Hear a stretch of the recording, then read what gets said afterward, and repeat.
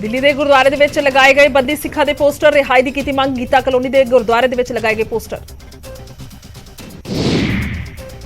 ਅਕਾਲ ਤਖਤ ਦੇ ਜਥੇਦਾਰ ਦੀ ਅਪੀਲ ਤੋਂ ਬਾਅਦ ਲਗਾਏ ਗਏ ਪੋਸਟਰ। ਜਥੇਦਾਰ ਨੇ ਬੰਦੀ ਸਿੱਖਾਂ ਦੀ ਰਿਹਾਈ ਦੇ ਲਈ ਮੁਹਿੰਮ ਛੇੜਨ ਦੇ ਲਈ ਗੁਰਦੁਆਰਿਆਂ ਦੇ ਵਿੱਚ ਪੋਸਟਰ ਲਗਾਉਣ ਦੀ ਕੀਤੀ ਸੀ ਅਪੀਲ। ਗੁਰਦੁਆਰਾ 'ਚ ਬੰਦੀ ਸਿੰਘਾਂ ਦੇ ਪੋਸਟਰ ਲਗਾਉਣ ਨੂੰ ਲੈ ਕੇ ਛਿੜਿਆ ਘਮਾਸਾਨ। ਕਾਂਗਰਸ ਸਾਂਸਦ ਰਵਨੀਤ ਬਿੱਟੂ ਨੇ ਜਤਾਇਆ ਕੜਾ ਇਤਰਾਜ਼। ਬੋਲੇ ਅਤਵਾਦ ਦੌਰਾਨ ਮਾਰੇ ਗਏ 25,000 ਲੋਕਾਂ ਦੇ ਪਰਿਵਾਰਾਂ ਨੂੰ ਕੀ ਦੇਵੋਗੇ ਜਵਾਬ। ਰਵਨੀਤ ਬਿੱਟੂ ਨੇ ਪੰਜਾਬ ਦੇ ਵਿੱਚ ਦੁਬਾਰਾ ਅੱਗ ਲਗਾਉਣ ਦੀਆਂ ਕੋਸ਼ਿਸ਼ਾਂ ਦਾ ਲਗਾਇਆ ਇਲਜ਼ਾਮ। ਨਾਲ ਹੀ ਅਕਾਲੀ ਦਲ ਪ੍ਰਧਾਨ ਸੁਖਬੀਰ ਬਾਦਲ ਤੇ ਵੀ ਚੁੱਕੇ ਸਵਾਲ। ਬੋਲੇ ਸੁਖਬੀਰ ਬਾਦਲ ਦੇ ਪਰਿਵਾਰ ਨੂੰ ਜੇ ਬੰਬ ਦੇ ਨਾਲ ਉਡਾਇਆ ਹੁੰਦਾ ਤਾਂ ਵੀ ਕੀ ਉਹ ਬੰਦੀਆਂ ਨੂੰ ਛੁਡਾਉਣ ਦੀ ਕਰਦੇ ਮੰਗ। All India anti terrorist front ਦੇ ਚੇਅਰਮੈਨ ਐਮਐਸ ਬਿੱਟਾ ਦੀ ਵੀ ਬੰਦੀ ਸਿੱਖਾਂ ਦੀ ਰਿਹਾਈ ਤੇ ਪੋਸਟਰਾਂ ਤੇ ਪੜ੍ਹ ਕੇ ਤੰਜ ਕੱਸਦੇ ਹੋਏ ਬੋਲੇ ਪੋਸਟਰ ਤਾਂ ਜ਼ਰੂਰ ਲਗਾਓ ਪਰ ਉੱਤੇ ਲਿਖੋ ਮੌਤ ਦੇ ਸੌਦਾਗਰ। ਤੇਵੇਂ ਕਾਰਗਿਲ ਵਿਜੇ ਦਿਵਸ ਦੇ ਦੇਸ਼ ਸ਼ਹੀਦਾਂ ਨੂੰ ਕਰ ਰਿਹਾ ਯਾਦ। ਦਿੱਲੀ ਦੇ ਵਿੱਚ ਨੈਸ਼ਨਲ ਵਾਰ ਮੈਮੋਰੀਅਲ ਤੇ ਰੱਖਿਆ ਮੰਤਰੀ ਰਾਜਨਾਥ ਸਿੰਘ ਸਮੇਤ 3 ਸੈਨਾਵਾਂ ਦੇ ਮੁਖੀਆਂ ਨੇ ਸ਼ਹੀਦਾਂ ਨੂੰ ਦਿੱਤੀ ਸ਼ਰਧਾਂਜਲੀ। ਮੁੱਖ ਮੰਤਰੀ ਭਗਵੰਤ ਮਾਨ ਨੇ ਕਾਰਗਿਲ ਦੇ ਸ਼ਹੀਦਾਂ ਨੂੰ ਕੀਤਾ ਯਾਦ। ਚੰਡੀਗੜ੍ਹ ਦੇ ਵਾਰ ਮੈਮੋਰੀਅਲ ਪਹੁੰਚ ਸ਼ਹੀਦਾਂ ਨੂੰ ਕੀਤਾ ਯਾਦ, ਦਿੱਤੀ ਸ਼ਰਧਾਂਜਲੀ। ਕੈਬਨਿਟ ਮੰਤਰੀ ਫੌਜਾ ਸਿੰਘ ਸਰਾਰੀ ਵੀ ਨਾਲ ਰਹੇ ਮੌਜੂਦ। ਅੱਜ ਸੀਐਮ ਭਗਵੰਤ ਮਾਨ ਕੇਂਦਰੀ ਜਲ ਸਰੋਤ ਮੰਤਰੀ ਗਜੇਂਦਰ ਸ਼ੇਖਾਵਤ ਦੇ ਨਾਲ ਕਰਨਗੇ ਮੁਲਾਕਾਤ। ਬੁੱਢੇ ਨਾਲੇ ਦੀ ਸਾਫ਼ ਸਫਾਈ ਨੂੰ ਲੈ ਕੇ ਹੋਏਗੀ ਚਰਚਾ। ਸ਼ਾਮ ਨੂੰ ਹੋਏਗੀ ਮੁਲਾਕਾਤ। ਵਿੱਕੀ ਮਿੱਡੂ ਖੜਾ ਕਤਲ ਕੇਸ ਦੇ ਵਿੱਚ ਕਰੀਬ 1 ਸਾਲ ਬਾਅਦ ਚਾਰਜਸ਼ੀਟ ਦਾਇਰ। ਐਸਆਈਟੀ ਨੇ ਮੋਹਾਲੀ ਕੋਰਟ ਦੇ ਵਿੱਚ ਦਾਇਰ ਕੀਤੀ ਚਾਰਜਸ਼ੀਟ। ਗੈਂਗਸਟਰ ਭੂਪੀ ਰਾਣਾ ਸਣੇ 6 ਮੁਲਜ਼ਮਾਂ ਦੇ ਨਾਂ ਸ਼ਾਮਿਲ।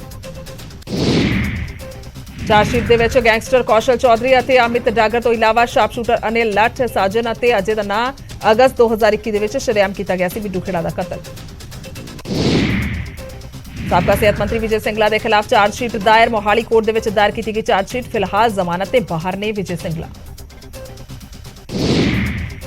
ਵਿਜੇ ਸਿੰਗਲਾ ਤੇ ਭ੍ਰਿਸ਼ਟਾਚਾਰ ਦੇ ਨੇ ਇਲਜ਼ਾਮ। ਸਿਹਤ ਮੰਤਰੀ ਰਹਿੰਦਿਆਂ ਕਮਿਸ਼ਨ ਮੰਗਣ ਦੇ ਇਲਜ਼ਾਮ। ਮਾਮਲਾ ਸਾਹਮਣੇ ਆਉਣ ਤੇ ਕੈਬਨਿਟ ਤੋਂ ਕੀਤਾ ਗਿਆ ਸੀ ਬਰਖਾਸਤ। ਸਾਬਕਾ ਮੰਤਰੀ ਭਾਰਤ ਭੂਸ਼ਣ ਆਸ਼ੂ ਦੀਆਂ ਵੱਧ ਸਕਦੀਆਂ ਨੇ ਮੁਸ਼ਕਿਲਾਂ। ਵਿਜੀਲੈਂਸ ਨੂੰ ਮਿਲੀਆਂ 18 ਸ਼ਿਕਾਇਤਾਂ। ਸਰਕਾਰ ਨੇ ਹਾਈ ਕੋਰਟ ਦੇ ਵਿੱਚ ਦਿੱਤੀ ਜਾਣਕਾਰੀ। ਆਸ਼ੂ ਤੇ ਫੂਡ ਸਪਲਾਈ ਮੰਤਰੀ ਰਹਿੰਦਿਆਂ ਟੈਂਡਰਿੰਗ ਦੇ ਵਿੱਚ ਗੜਬੜੀ ਦੇ ਨੇ ਇਲਜ਼ਾਮ। ਵਿਜੀਲੈਂਸ 2000 ਕਰੋੜ ਦੇ ਕਥਿਤ ਟੈਂਡਰ ਘੁਟਾਲੇ ਦੀ ਕਰ ਰਹੀ ਹੈ ਜਾਂਚ। ਆਸ਼ੂ ਨੇ ਗ੍ਰਿਫਤਾਰੀ ਤੋਂ 1 ਹਫ਼ਤਾ ਪਹਿਲਾਂ ਨੋਟਿਸ ਦਿੱਤੇ ਜਾਣ ਦੇ ਲਈ ਪਾਈ ਹੋਈ ਹੈ ਪਟੀਸ਼ਨ। ਹਾਈ ਕੋਰਟ ਦੇ ਵਿੱਚ 8 ਅਗਸਤ ਨੂੰ ਹੋਏਗੀ ਮਾਮਲੇ ਦੀ ਅਗਲੀ ਸੁਣਵਾਈ। ਪੰਜਾਬ ਨੇ ਕੇਂਦਰ ਤੋਂ ਮੰਗੇ ਆਰਡੀਐਫ ਦੇ 1760 ਕਰੋੜ।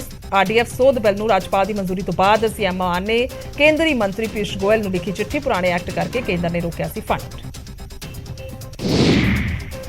ਪਿਛਲੀਆਂ 2 ਫਸਲਾਂ ਦਾ ਬਣਦਾ 1760 ਕਰੋੜ ਦਾ ਆਰਡੀਐਫ ਜਾਰੀ ਕਰਨ ਕੇਂਦਰ ਨੂੰ ਪੰਜਾਬ ਨੇ ਲਿਖੀ ਹੈ ਚਿੱਠੀ। ਵਿਧਾਨ ਸਭਾ ਸੈਸ਼ਨ ਦੌਰਾਨ 30 ਜੂਨ ਨੂੰ ਆਰਡੀਐਫ ਐਕਟ ਦੇ ਵਿੱਚ ਸੋਧ ਬਿੱਲ ਕੀਤਾ ਗਿਆ ਸੀ ਪਾਸ। ਬਠਿੰਡਾ ਦੇ ਪੋਲੀਟੈਕਨੀਕਲ ਕਾਲਜ ਦੇ ਵਿੱਚ ਪੇਪਰ ਦੇਣ ਆਏ ਸਿੱਖ ਨੌਜਵਾਨ ਦਾ ਉਤਰਵਾਇਆ ਗਿਆ ਕੜਾ। ਸਿੱਖ ਜਥੇਬੰਦੀਆਂ ਨੇ ਜਤਾਇਆ ਵਿਰੋਧ। ਕਾਲਜ ਪ੍ਰਬੰਧਕਾਂ ਦੇ ਖਿਲਾਫ ਮਾਮਲਾ ਦਰਜ ਕਰਨ ਦੀ ਕੀਤੀ ਮੰਗ। ਫਿਰੋਜ਼ਪੁਰ ਦੇ ਗੁਰੂ ਹਰਸਹਾਏ ਦੇ ਵਿੱਚ ਇੱਕ ਨਸ਼ੇੜੀ ਦੀ ਵੀਡੀਓ ਆਈ ਸਾਹਮਣੇ। ਰੋ ਕੇ ਨਸ਼ਾ ਛੁਡਵਾਉਣ ਤੇ ਨਸ਼ੇ ਦੀ ਵਿਕਰੀ ਰੋਕਣ ਦੀ ਕਰ ਰਿਹਾ ਮੰਗ। ਨਸ਼ੇ ਦੀ ਪੂਰਤੀ ਦੇ ਲਈ ਚੋਰੀਆਂ ਕਰਨ ਦੀ ਗੱਲ ਕਬੂਲ ਰਿਹਾ ਨਸ਼ੇੜੀ। ਰੋਪੜ ਪੁਲਿਸ ਨੇ 62 ਗ੍ਰਾਮ ਨਸ਼ੀਲੇ ਪਾਊਡਰ ਸਣੇ ਪਤੀ ਪਤਨੀ ਨੂੰ ਕੀਤਾ ਗ੍ਰਿਫਤਾਰ। ਨਵਾਂ ਸ਼ਹਿਰ ਦਾ ਰਹਿਣ ਵਾਲਾ ਹੈ ਦੱਸਿਆ ਜਾ ਰਿਹਾ ਹੈ ਜੋੜਾ।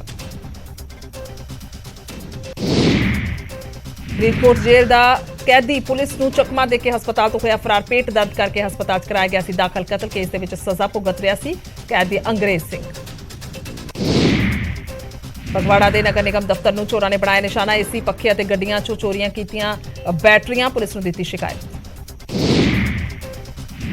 ਅਬੋਹਰ ਦੇ ਪਿੰਡ ਗੰਦਾ ਡੋਬ ਦੇ ਵਿੱਚ ਫਸਲ ਖਰਾਬ ਹੋਣ ਦੇ ਨਾਲ ਕਿਸਾਨ ਨੇ ਕੀਤੀ ਖੁਦਕੁਸ਼ੀ। ਮ੍ਰਿਤਕ ਨੇ ਖੁਦਕੁਸ਼ੀ ਤੋਂ ਪਹਿਲਾਂ ਵੀਡੀਓ ਬਣਾ ਕੇ ਪੁਲਿਸ ਤੇ ਪ੍ਰਸ਼ਾਸਨ ਤੇ ਲਗਾਇਆ ਇਲਜ਼ਾਮ।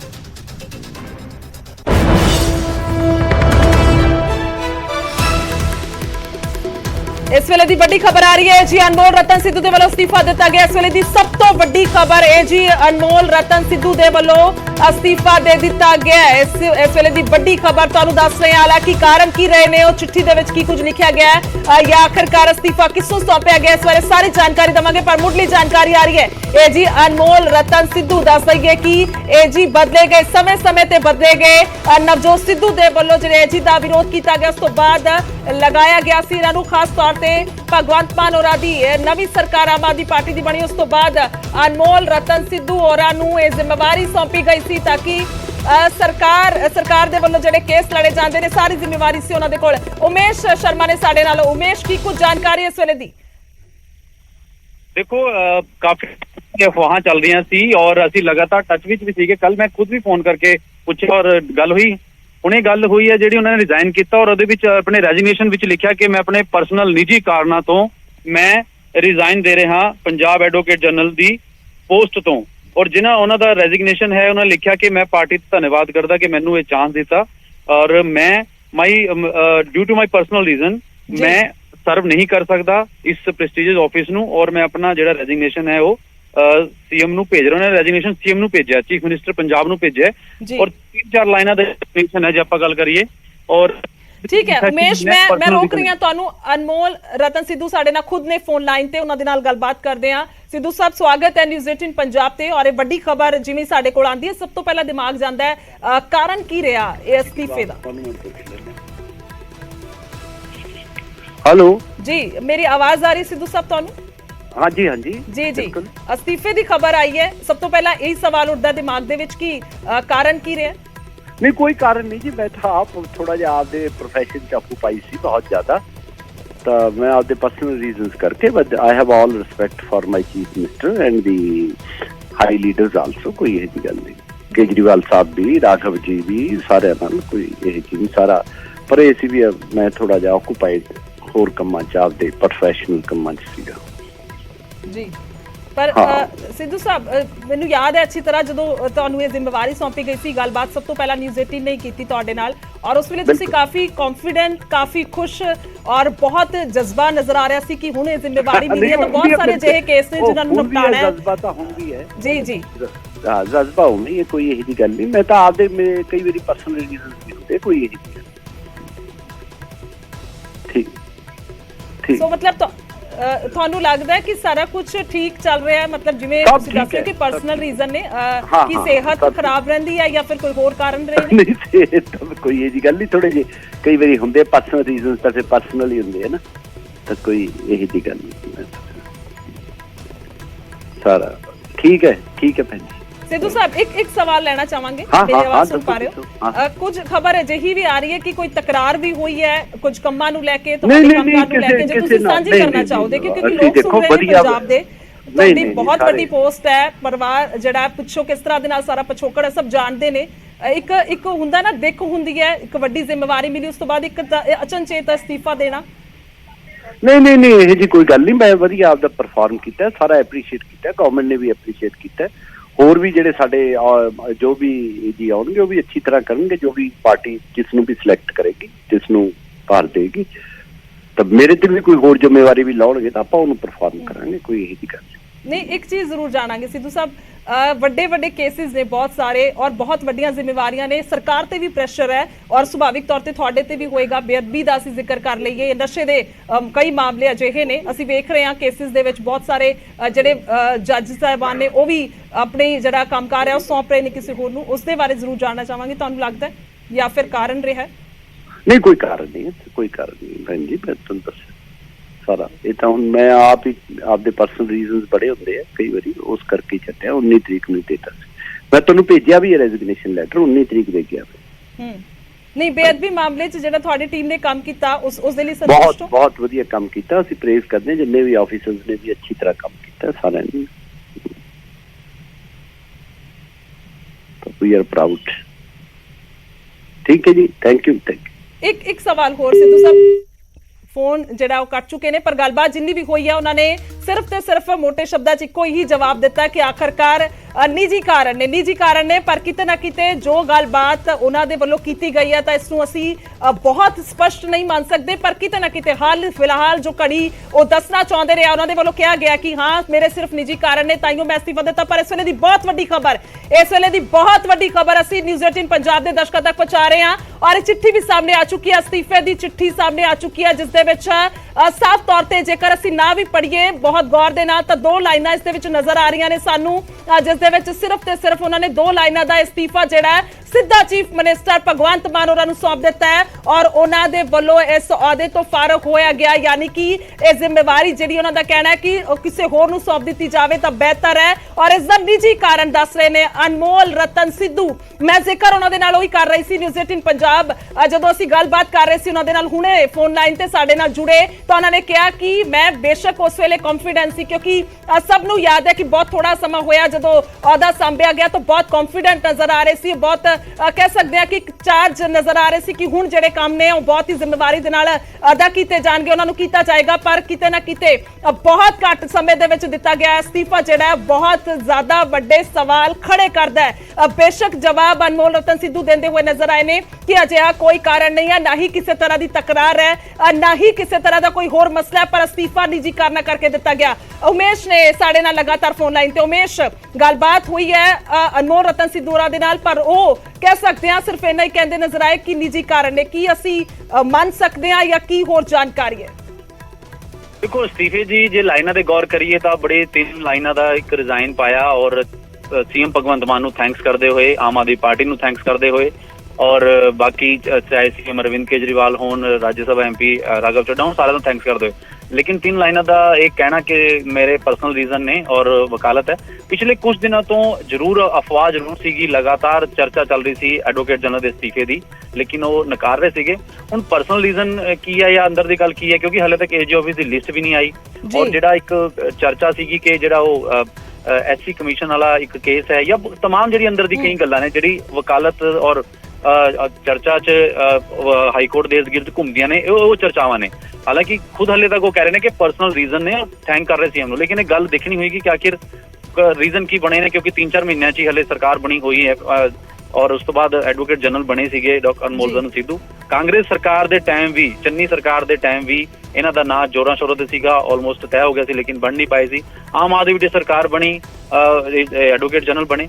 हुण पर्सनल रीजन ने या कोई होर रीजन ने, ये अंदर ही जांच दा कह लो या कि एक गल किहड़ी है वो तां डॉक्टर अनमोल रतन सिद्धू ही दस सकदे ने। बिल्कुल एक तकरार की भी गल सामने आ रही है, हालांकि इसनूं डिनाई किया उमेश उन्होंने कि कोई तकरार नहीं है, क्योंकि अगर असीं खास 2 ही मामलों की गल कर लईए, बेअदबी और गोलीकांड मामला और दूसरे पासे नशे का वड्डा मसला, सब जानते हैं कि किस तरह के नाल सारा कुछ बहुत उलझिया होया गुंझलदार है, तो कह सकते हैं कि उन्हां चीज़ों का प्रैशर है या अंदर खाते अजिही कोई तकरारबाजी हुई है जिसके कारण ये वड्डा कदम उन्होंने चुकिया।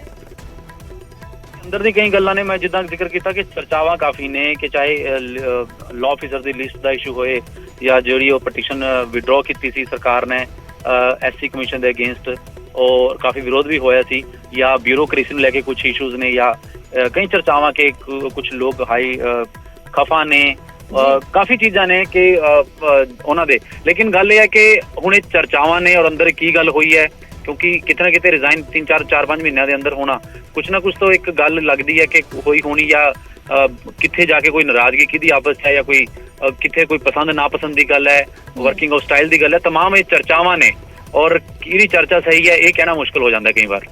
बिल्कुल लास्ट टाइम अगर गल करिए चर्चा दे विच सुर्खियां च उदों आए सीगे जदों हमला होया उन्हां ते, यानी कि जदों गोली वजी सीगी, जदों पेशी भुगत के आ रहे सी दिल्ली तो उमेश। पर मैं चर्चा जरूर करांगी तुहाडे नाल, तुहानूं की लगदा है लगातार तुसीं जिहड़ा ओह कोर्ट दे विच जांदे हो, वक्-वक् केसिस ने। उमेश ठीक है, मैं तुहाडे कोल आउणी आ, मेरे सहयोगी गौरव शुक्ला जुड़े ने, खास जानकारी शायद उन्हां दे कोल होएगी।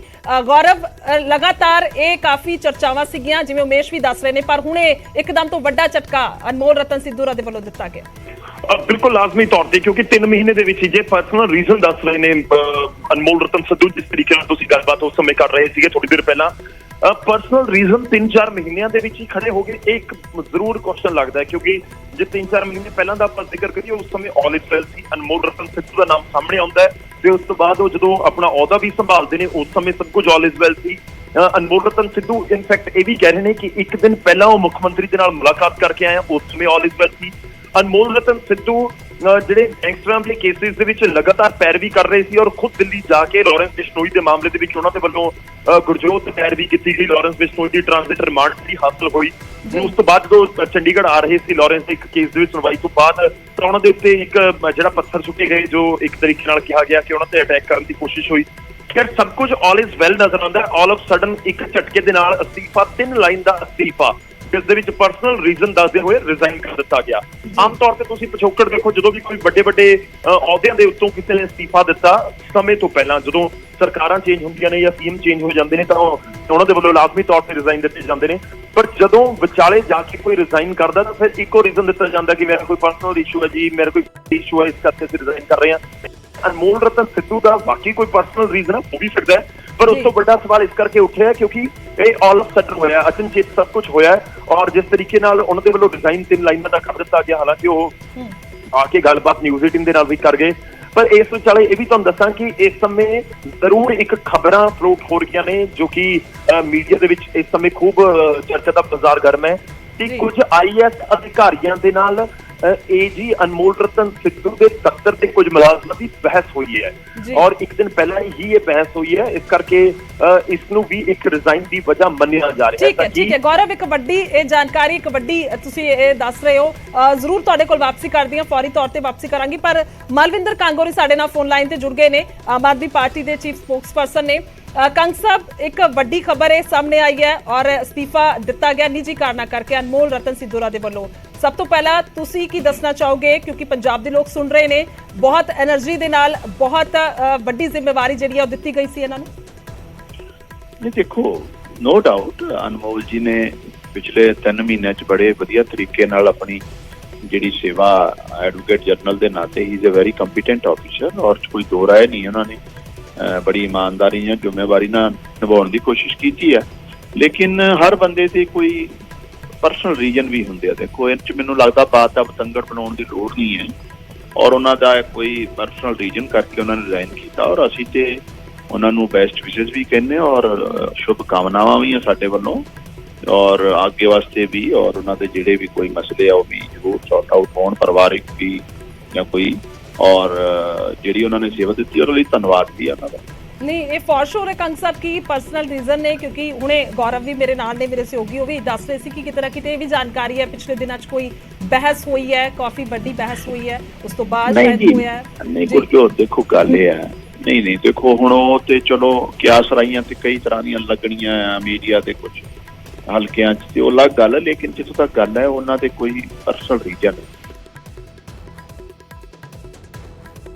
ਈਵਨ 2-3 ਦਿਨ ਪਹਿਲਾਂ ਰਿਕੁਐਸਟ ਕੀਤੀ ਸੀ ਵੀ ਮੈਂ ਆਪਣੇ ਪਰਸਨਲ ਰੀਜ਼ਨ ਕਰਕੇ ਸੇਵਾ ਅੱਗੇ ਨਹੀਂ ਨਿਭਾ ਸਕਦਾ ਔਰ ਇਹ ਜ਼ਿੰਮੇਵਾਰੀ ਨਹੀਂ ਨਿਭਾ ਸਕਦਾ, ਇਹੀ ਕਾਰਨ ਰਿਹਾ ਹੈ ਜੀ। ਠੀਕ ਹੈ ਕੰਗ ਸਾਹਿਬ, ਮੇਰੇ ਸਹਿਯੋਗੀ ਮੈਂ ਹੁਣੇ ਜ਼ਿਕਰ ਕੀਤਾ ਗੌਰਵ ਸ਼ੁਕਲਾ ਜੁੜੇ ਨੇ, ਉਹ ਵੀ ਸਵਾਲ ਕਰਨਾ ਚਾਹੁੰਦੇ ਨੇ। ਗੌਰਵ ਔਰ ਜੀ ਬਿਲਕੁਲ ਕੰਗ ਸਾਹਿਬ, ਕਿਉਂਕਿ ਲਗਾਤਾਰ ਦੇ ਇਹ ਜ਼ਿਕਰ ਹੁੰਦਾ ਹੈ ਕਿ ਜਦੋਂ ਕੋਈ ਰਿਜ਼ਾਈਨ ਕੀਤਾ ਜਾਂਦਾ ਹੈ ਤਾਂ ਫਿਰ ਉਸ ਸਮੇਂ ਕੋਈ ਨਾ ਕੋਈ ਵਜ੍ਹਾ ਹੁੰਦੀ ਹੈ ਔਰ ਆਮ ਤੌਰ ਤੇ ਪਰਸਨਲ ਰੀਜ਼ਨ ਵੀ ਕਿਹਾ ਜਾਂਦਾ ਹੈ ਕਿ ਪਰਸਨਲ ਰੀਜ਼ਨ ਕਿਤੇ ਨਾ ਕਿਤੇ ਵਿੱਚ ਇਸ ਕਰਕੇ ਰਿਜ਼ਾਈਨ ਕਰ ਰਹੇ ਆ ਜਾਂ ਫਿਰ ਕੋਈ ਪਰਿਵਾਰਕ ਰੀਜ਼ਨ ਹੈ। ਪਰ 3-4 ਮਹੀਨਿਆਂ ਦੇ ਵਿੱਚ ਐਡਵੋਕੇਟ ਜਨਰਲ ਦੇ ਵੱਲੋਂ ਰਿਜ਼ਾਈਨ ਕਰਨਾ ਆਪਣੇ ਆਪ ਦੇ ਵਿੱਚ ਸਵਾਲ ਚੁੱਕਦਾ ਹੈ ਕਿ ਆਖਿਰ ਅਜਿਹੀ ਕੀ ਹੋ ਗਈ ਵਜ੍ਹਾ, ਜਾਂ ਫਿਰ ਜੋ 15 ਦਿਨ ਪਹਿਲਾਂ ਨਹੀਂ ਸੀ, 5 ਦਿਨ ਪਹਿਲਾਂ ਨਹੀਂ ਸੀ। ਇਨਫੈਕਟ ਇਹ ਵੀ ਜਾਣਕਾਰੀ ਹੈ ਕਿ 1 ਦਿਨ ਪਹਿਲਾਂ ਯਾਨੀ ਕਿ ਕੱਲ ਹੀ AG ਮੁੱਖ ਮੰਤਰੀ ਦੇ ਨਾਲ ਮੁਲਾਕਾਤ ਕਰਕੇ ਆਏ ਨੇ, ਇਸ ਕਰਕੇ ਸਵਾਲ ਉੱਠ ਰਹੇ ਹਨ। ਦੇਖੋ ਮੈਂ ਇੱਕ ਗੱਲ ਬੜੀ ਸਪਸ਼ਟ ਦੱਸਣਾ ਚਾਹੁੰਦਾ, ਐਡਵੋਕੇਟ ਜਨਰਲ ਸਾਹਿਬ ਨੇ ਪਿਛਲੇ 3-4 ਮਹੀਨਿਆਂ 'ਚ ਬੜੀ ਜ਼ਿੰਮੇਵਾਰੀ ਨਾਲ, ਬੜੀ ਤਨਦੇਹੀ ਨਾਲ ਆਪਣੀ ਜਿਹੜੀ ਰਿਸਪੌਂਸਿਬਿਲਿਟੀ ਹੈ ਉਹ ਆਪਣੀ ਜ਼ਿੰਮੇਵਾਰੀ ਨਿਭਾਉਣ ਦੀ ਕੋਸ਼ਿਸ਼ ਕੀਤੀ ਹੈ। ਈਵਨ ਇਹ ਵੀ ਪਹਿਲੀ ਵਾਰ ਹੋ ਰਿਹਾ ਹੈ ਵੀ ਡਿਸਟ੍ਰਿਕਟ ਕੋਰਟ ਤੋਂ ਲੈ ਕੇ ਸੁਪਰੀਮ ਕੋਰਟ ਤੱਕ ਐਡਵੋਕੇਟ ਜਨਰਲ ਜਿਹੜਾ ਪੰਜਾਬ ਦੇ ਕੇਸਾਂ 'ਚ ਆਪ ਜਿਹੜੇ ਆ ਪਹਿਲੀ ਵਾਰ ਜਿਹੜੇ ਪੇਸ਼ ਹੁੰਦੇ ਰਹੇ ਆ, ਸੋ ਨੋ ਡਾਊਟ। ਲੇਕਿਨ ਇਹਦੇ ਨਾਲ ਗੌਰਵ ਜੀ ਇਹ ਵੀ ਬੜੀ ਗੱਲ ਸਪਸ਼ਟ ਹੀ ਹੈ ਸਾਰਿਆਂ 'ਚ, ਕਈ ਪਰਿਵਾਰਿਕ ਜਾਂ ਨਿੱਜੀ ਹਰੇਕ ਬੰਦੇ ਦੇ ਆਪਣੇ ਆਪਣੇ ਕੋਈ ਨਾ ਕੋਈ ਵਜ੍ਹਾ ਹੁੰਦੀਆਂ, ਕਾਰਨ ਹੁੰਦੇ ਆ। ਮੈਨੂੰ ਲੱਗਦਾ ਜਿਹੜਾ ਉਹਨਾਂ ਨੇ ਵੀ ਕਾਰਨ ਦਿੱਤਾ ਹੈ ਔਰ CM ਸਾਹਿਬ ਨੂੰ ਜੋ ਉਹਨਾਂ ਨੇ ਕਨਵੇ ਕੀਤਾ ਉਹ ਵੀ ਇਹੀ ਹੈ ਕਿ ਉਹਨਾਂ ਦੇ ਕੁਝ ਨਿੱਜੀ ਕਾਰਨ ਹੈ। ਇਸ ਕਰਕੇ ਉਹਨਾਂ ਨੂੰ ਲੱਗਦਾ ਹੈ ਕਿ ਸਮਝ ਨਹੀਂ ਚਾਹੁੰਦੇ ਕਿਉਂਕਿ 2 ਦਿਨ ਪਹਿਲਾਂ 30 ਤਰੀਕ ਨੂੰ ਬਰਗਾੜੀ ਦੇ ਵਿੱਚ ਬਹਿਬਲ ਕਲਾਂ ਦੇ ਵਿੱਚ ਜਾ ਕੇ ਮੁਲਾਕਾਤ ਹੁੰਦੀ ਹੈ ਮੰਤਰੀਆਂ ਦੇ ਵਿਚਾਲੇ ਤੇ ਜਿਹੜੇ ਉੱਥੇ ਮੋਰਚਾ ਲਗਾ ਕੇ ਬੈਠੇ ਹੋਏ ਨੇ ਸਿੱਖ ਜਥੇਬੰਦੀਆਂ ਦੇ ਨੁਮਾਇੰਦੇ, ਉਹਨਾਂ ਦੇ ਵਿਚਾਲੇ। ਕੀ ਸਰਕਾਰ ਜਾਂ ਪਾਰਟੀ ਅਨਮੋਲ ਰਤਨ ਸਿੱਧੂ ਦੀ ਬੇਅਦਬੀ ਮਾਮਲੇ ਦੇ ਵਿੱਚ ਵਕੀਲਾਂ ਦੇ ਵੱਲੋਂ ਜਿਸ ਤਰੀਕੇ ਨਾਲ ਪੈਰਵੀ ਕੀਤੀ ਜਾ ਰਹੀ ਹੈ ਉਸ ਤੋਂ ਸੰਤੁਸ਼ਟ ਹੈ? ਕਿਉਂਕਿ ਸਿੱਖ ਜਥੇਬੰਦੀਆਂ ਕਹਿ ਰਹੀਆਂ ਕਿ ਅਸੀਂ ਸਮਾਂ ਨਹੀਂ ਦੇਣਾ, ਅਸੀਂ ਜਾਂਚ ਨੂੰ ਕੰਪਲੀਟ ਕਰੋ, ਤਾਂ ਉਸ ਨੂੰ ਲੈ ਕੇ ਬਹੁਤ ਨਹੀਂ। ਦੇਖੋ ਜਿੱਥੋਂ ਤੱਕ ਗੁਰੂ ਸਾਹਿਬ ਦੀ ਬੇਅਦਬੀ ਵਾਲੇ ਕੇਸਿਸ ਹੈ, ਬਹੁਤ ਇੰਪੋਰਟੈਂਟ ਕੇਸਿਸ ਹੈ ਔਰ ਪਹਿਲੇ ਦਿਨ ਤੋਂ ਹੀ ਮੁੱਖ ਮੰਤਰੀ ਜੀ ਦੀਆਂ ਹਦਾਇਤਾਂ ਹੈ, ਚਾਹੇ ਉਹ डिपार्टमेंट की गल होवे, एडवोकेट जनरल की गल होवे भी इहनूं बड़ी ही संजीदगी नाल और बड़ी जिम्मेवारी नाल इहनूं असीं पंजाब दे लोकां नूं जिहड़ा वादा कीता पूरा करना और करांगे भी। असीं उहदे वाले मकसद लगे होए हैं और एडवोकेट जनरल ऑफिस भी लगातार पूरी तनदेही जिस तरह मैं तुहानूं दस्सिया साडे एडवोकेट जनरल डिस्ट्रिक्ट कोर्ट तो लैके सुप्रीम कोर्ट तक निजी तौर पर पेश हो रहा है। सो नो डाउट वो तो कोशिश उन्होंने की है, लेकिन मैं ये ना जुड़िया जाए। ये ਜਿਹੜੇ ਮਸਲੇ ਆ ਇਹ ਤੇ ਸਰਕਾਰ ਦੀ ਜ਼ਿੰਮੇਵਾਰੀ ਆ, ਸਰਕਾਰ ਦੀ ਏਜੰਡੇ ਤੇ ਉਹ ਤੇ ਕੰਮ ਹੋਣੇ ਹੀ ਹੋਣੇ ਆ, ਲੇਕਿਨ ਜ਼ਰੂਰ ਉਹਦੇ ਚ ਇੰਨੀਆਂ ਕੰਪਲਿਕੇਸ਼ਨਾਂ ਪਿਛਲੀ ਸਰਕਾਰ ਦੀਆਂ ਪਾਈਆਂ ਉਹ ਥੋੜਾ ਜਿਹਾ ਟਾਈਮ ਲੱਗ ਰਿਹਾ। ਇਸ ਕਰਕੇ ਹੀ ਅਸੀਂ ਬੇਨਤੀ ਕੀਤੀ ਸੀ, ਸਾਡੇ ਸੰਧਵਾ ਸਾਹਿਬ ਵੀ ਗਏ ਸੀ, ਹਰਜੋਤ ਭੈਣ ਜੀ ਵੀ ਗਏ ਸੀ, ਇਹ ਚ ਸਮਾਂ ਚਾਹੀਦਾ। ਲੇਕਿਨ ਮੈਨੂੰ ਲੱਗਦਾ ਉਹਦੇ ਨਾਲ ਜੀ ਸਾਹਿਬ ਦਾ ਜਿਹੜਾ ਇਹ ਰਿਜ਼ਾਈਨ ਇਹਨੂੰ ਨਹੀਂ ਜੋੜਨਾ ਚਾਹੀਦਾ। जी ठीक है। कंग साहब एक होर सवाल जरूर है कि सरकार संतुष्ट है जिन्ना समा भी कम किया गया? डेफिनेटली देखो नो डाउट उन्होंने कोशिश की थी, ਅਸੀਂ ਇਸ ਕਰਕੇ ਅਸੀਂ ਤੇ ਚਾਹਾਂਗੇ ਪਰਮਾਤਮਾ ਉਹਨਾਂ ਨੂੰ ਅੱਗੇ ਵੀ ਜਿਹੜੀ ਹੈ ਤਾਕਤ ਦੇਵੇ ਔਰ ਉਹਨਾਂ ਦੇ ਮਸਲੇ ਵੀ ਹੱਲ ਹੋਣ ਔਰ ਉਹਨਾਂ ਨੂੰ ਸਾਡੀਆਂ ਸ਼ੁਭ ਕਾਮਨਾਵਾਂ। ਜੀ जी कंग साहब गौरव और एक होर सवाल करना चाहते हैं। जी जी ਕੰਗ ਸਾਹਿਬ ਇਸ ਪੂਰੇ ਮਾਮਲੇ ਦੇ ਵਿੱਚ ਏਜੀ ਦੇ ਵੱਲੋਂ ਰਿਜ਼ਾਈਨ ਲਾਜ਼ਮੀ ਤੌਰ ਤੇ ਇੱਕ ਨਵਾਂ ਏਜੀ ਲਗਾਇਆ ਜਾਏਗਾ ਤਾਂ ਬੇਅਦਬੀ ਡਰੱਗਸ ਦੇ ਕੇਸਿਸ ਦੀ ਇਸ ਸਮੇਂ ਜੋ ਸਰਕਾਰ ਪੈਰਵੀ ਕਰ ਰਹੀ ਹੈ ਉਸ ਨੂੰ ਕੀ ਇੱਕ ਝਟਕੇ ਦੇ ਤੌਰ ਦੇ ਉੱਤੇ ਦੇਖਿਆ ਜਾਵੇ ਕਿਉਂਕਿ ਨਵੀਂ ਟੀਮ ਹੋਏਗੀ, ਨਵੀਂ ਟੀਮ ਨੂੰ ਦੁਬਾਰਾ ਸਾਰਾ ਕੇਸਿਸ ਨੂੰ ਦੇਖਣਾ ਹੋਏਗਾ। ਆਵਾਜ਼ ਕੱਟ ਗਈ ਕੰਗ ਸਾਹਿਬ ਤੁਹਾਡੇ ਕੋਲ ਆਵਾਜ਼ ਆ ਰਹੀ ਹੈ? ਜੀ ਗੌਰਵ ਜੀ ਦੀ ਆਵਾਜ਼ ਕੱਟ ਗਈ ਜੀ कोशिश कर दे दोबारा। कंग साहब आवाज गौरव ओवर टू यू। हाँ जी हाँ जी आवाज आ रही है मेरी? चलो मेरा सवाल यह है कि जे एजी बदले जा रहे हैं हुण लाजमी तौर ते नवे एजी नूं लगाया जाएगा जेकर अनमोल रतन सिद्धू दा रिजाइन मंजूर कर लिया जाता है तो तुहानूं नहीं लगता कि जिहड़े बेअदबी दे केसिस ने, ड्रग्स केसिस ने, इनफैक्ट जिहड़े गैंगस्टरां नूं लैके केसिस इस समय पंजाब सरकार दे वल्लों पैरवी जिन्हां दी उन्हां दे वकील कर रहे ने तो उस पूरे प्रोसीजर दे उत्ते एक झटका होएगा, फिर डिले इस पूरे मामले दे विच हो जाएगा? नहीं, देखो सरकार ते कोई काम कदी रुकते नहीं होंगे जे सरकार दी मंशा ठीक है। ये तब्दीलियां ये बदल ते देखो हुंदा एक जिन्हों कह लो भी एक हिस्सा है साडी राजनीति का और सरकार का। डिपार्टमेंट महकमे भी मंत्रियों के भी बदलते रहते हैं, उस किहड़ी गल है, इवन मंत्री भी बदलते रहते हैं, लेकिन इसका मतलब ये नहीं है भी जिहड़ी सरकार दीयां पहल के आधार ते जिम्मेवारियां बनदियां जिहड़े एजेंडे ते आ जिहड़ा पंजाब के लोग कोई इंपैक्ट नहीं पाऊगा। चाहे बेअदबी वाला मसला गुरु साहब की, चाहे ऑर्गेनाइज क्राइम की गल है, चाहे ड्रग के मसले है ऑलरेडी ही बहुत ही माइन्यूटली सीएम साहब आप जी निगरानी कर रहे हैं और मैनू लगता है भी जल्दी तो जल्दी इवन ऑर्गेनाइज क्राइम से तो काफ़ी हद तक चीज़ां कंट्रोल भी हुई हैं, फड़े भी गए आ, मारे भी गए आ, सारी तफ्तीश भी बड़ी संजीदगी नाल चल रही है, डीजी साहब आप फील्ड च हैं। सो नो डाउट सरकार का हरेक अंग जिहड़ा है, चाहे वो एडवोकेट जनरल की गल है, चाहे बाकी एजेंसियां हैं, वो पूरी ही संजीदगी नाल तनदेही नाल सारियां जिम्मेवारियां निर्वाह अगे आने वाले टाइम भी करूगी और पंजाब के लोगों नाल कीते वादे भी पूरे करूगी। ठीक है कंग साहब शुक्रिया, धन्नवाद साडे नाल जुड़न दे लई इस पूरी गलबात लई। गुरजोत जी सो वड्डी खबर इस वेले दी और विनोद कई नवे जी हो सकते हैं। इस वेले दी एक होर वड्डी खबर आ रही है क्योंकि नवा नाम सुभाविक तौर पर सामने आना ही है कि आखिरकार होर जिम्मेवारी हुण किसनूं मिलेगी। एजी दा इस्तीफा तो बाद विनोद कई जिहड़े ने वो नवे एजी हो सकते हैं। सूत्रा के मुताबिक विनोद कई दे नाम दी चर्चा हो रही है। सो दस दईए कि अनमोल रतन सिद्धू जिन्हां नूं मार्च दे विच ये जिम्मेवारी सौंपी गई सी एजी जिन्हां दे वल्लों इस्तीफा दे दिता गया है और अपने निजी कारणों का उन्होंने हवाला दिता और भी उन्होंने जिक्र किया कि सिर्फ ₹1 ही सैलरी लैणगे यानी कि ₹1 तनख्वाह ली जाएगी। अनमोल रतन सिद्धू दे वल्लों ऐलान किया गया सी और कह सकते हैं कि उन्होंने वल्लों हुण तक काम पूरा अपनी शिद्दत दे नाल किया गया पर उन्होंने कहना कि मैं निजी कारणों के करके इस्तीफा दे रहा। तो विनोद कई नवे एजी हो सकते हैं।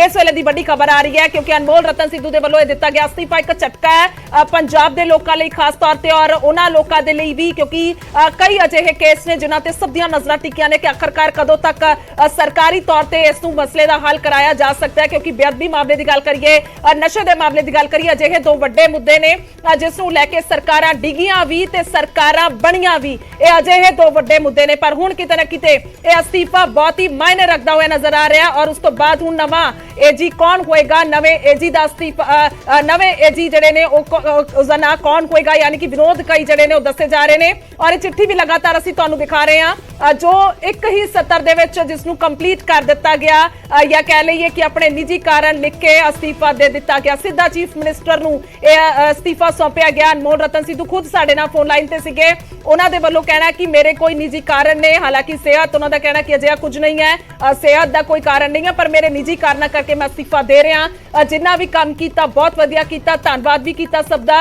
सीएम दा धन्नवाद करते नजर आए ने, राघव चड्डा अरविंद केजरीवाल का धन्नवाद करते नजर आए ने।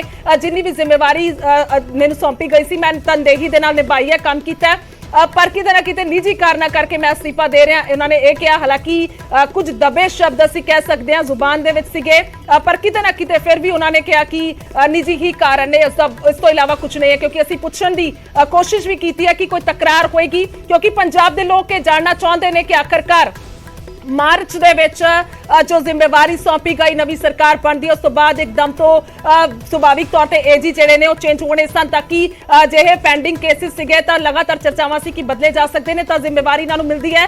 पर हुण जुलाई दे विच ही आके कुछ महीने दे विच ही यह अस्तीफा जिहड़ा सौंपना है, उसका कारण की रहा, बहुत वड्डा की कारण रहा होएगा या फिर नहीं भी रहा हो सकता, जिसका जिक्र अनमोल रतन सिद्धू भी कर रहे हैं कि निजी ही कारण है। तां यह भी हो सकता है निजी कारण होवे, पर किते ना किते सवाल उठने लाजमी ने, जिस तरह दिन असीं लगातार जिक्र कर रहे हैं, चर्चा कर रहे हैं, क्योंकि ये भी अंदर खाते सूत्रों के मुताबिक ये भी जानकारियां ने कि आखिरकार कोई तकरार शायद हुई है। हालांकि इसनूं पुख्ता नहीं किया जा सकता या कह सकते हैं, पर सीधे तौर पर किते ना किते कोई बड़ा कारण भी रहा हो सकता है। सो निजी कारणों का हवाला अनमोल रतन सिद्धू देंदे हुए नजर आ रहे हैं। मार्च दे विच अहुदा सांभिया सी, पर हुण उन्हां दे वल्लों अस्तीफा दे दिता गया। 1 रुपया सैलरी लवांगा उन्होंने ऐलान किया सी। ये जानकारी जिहड़ी न्यूज़ 18 नूं भी दित्ती सी, जिस वेले उन्हां दे वल्लों चार्ज सांभिया गया सी, उस वेले काफ़ी असीं बार-बार जिक्र कर रहे हैं एनर्जेटिक सीगे। उन्हां दा कहना सी कि मैं जो लोकां दा विश्वास है उस ते पूरा खरा उतरन दी कोशिश करांगा। सरकार दे वल्लों जिहड़े भी काम होणगे ओह पूरे तरह दे नाल कीते जाणगे, पूरी तनदेही दे नाल अपना निभावांगा, पूरा योगदान देवांगा।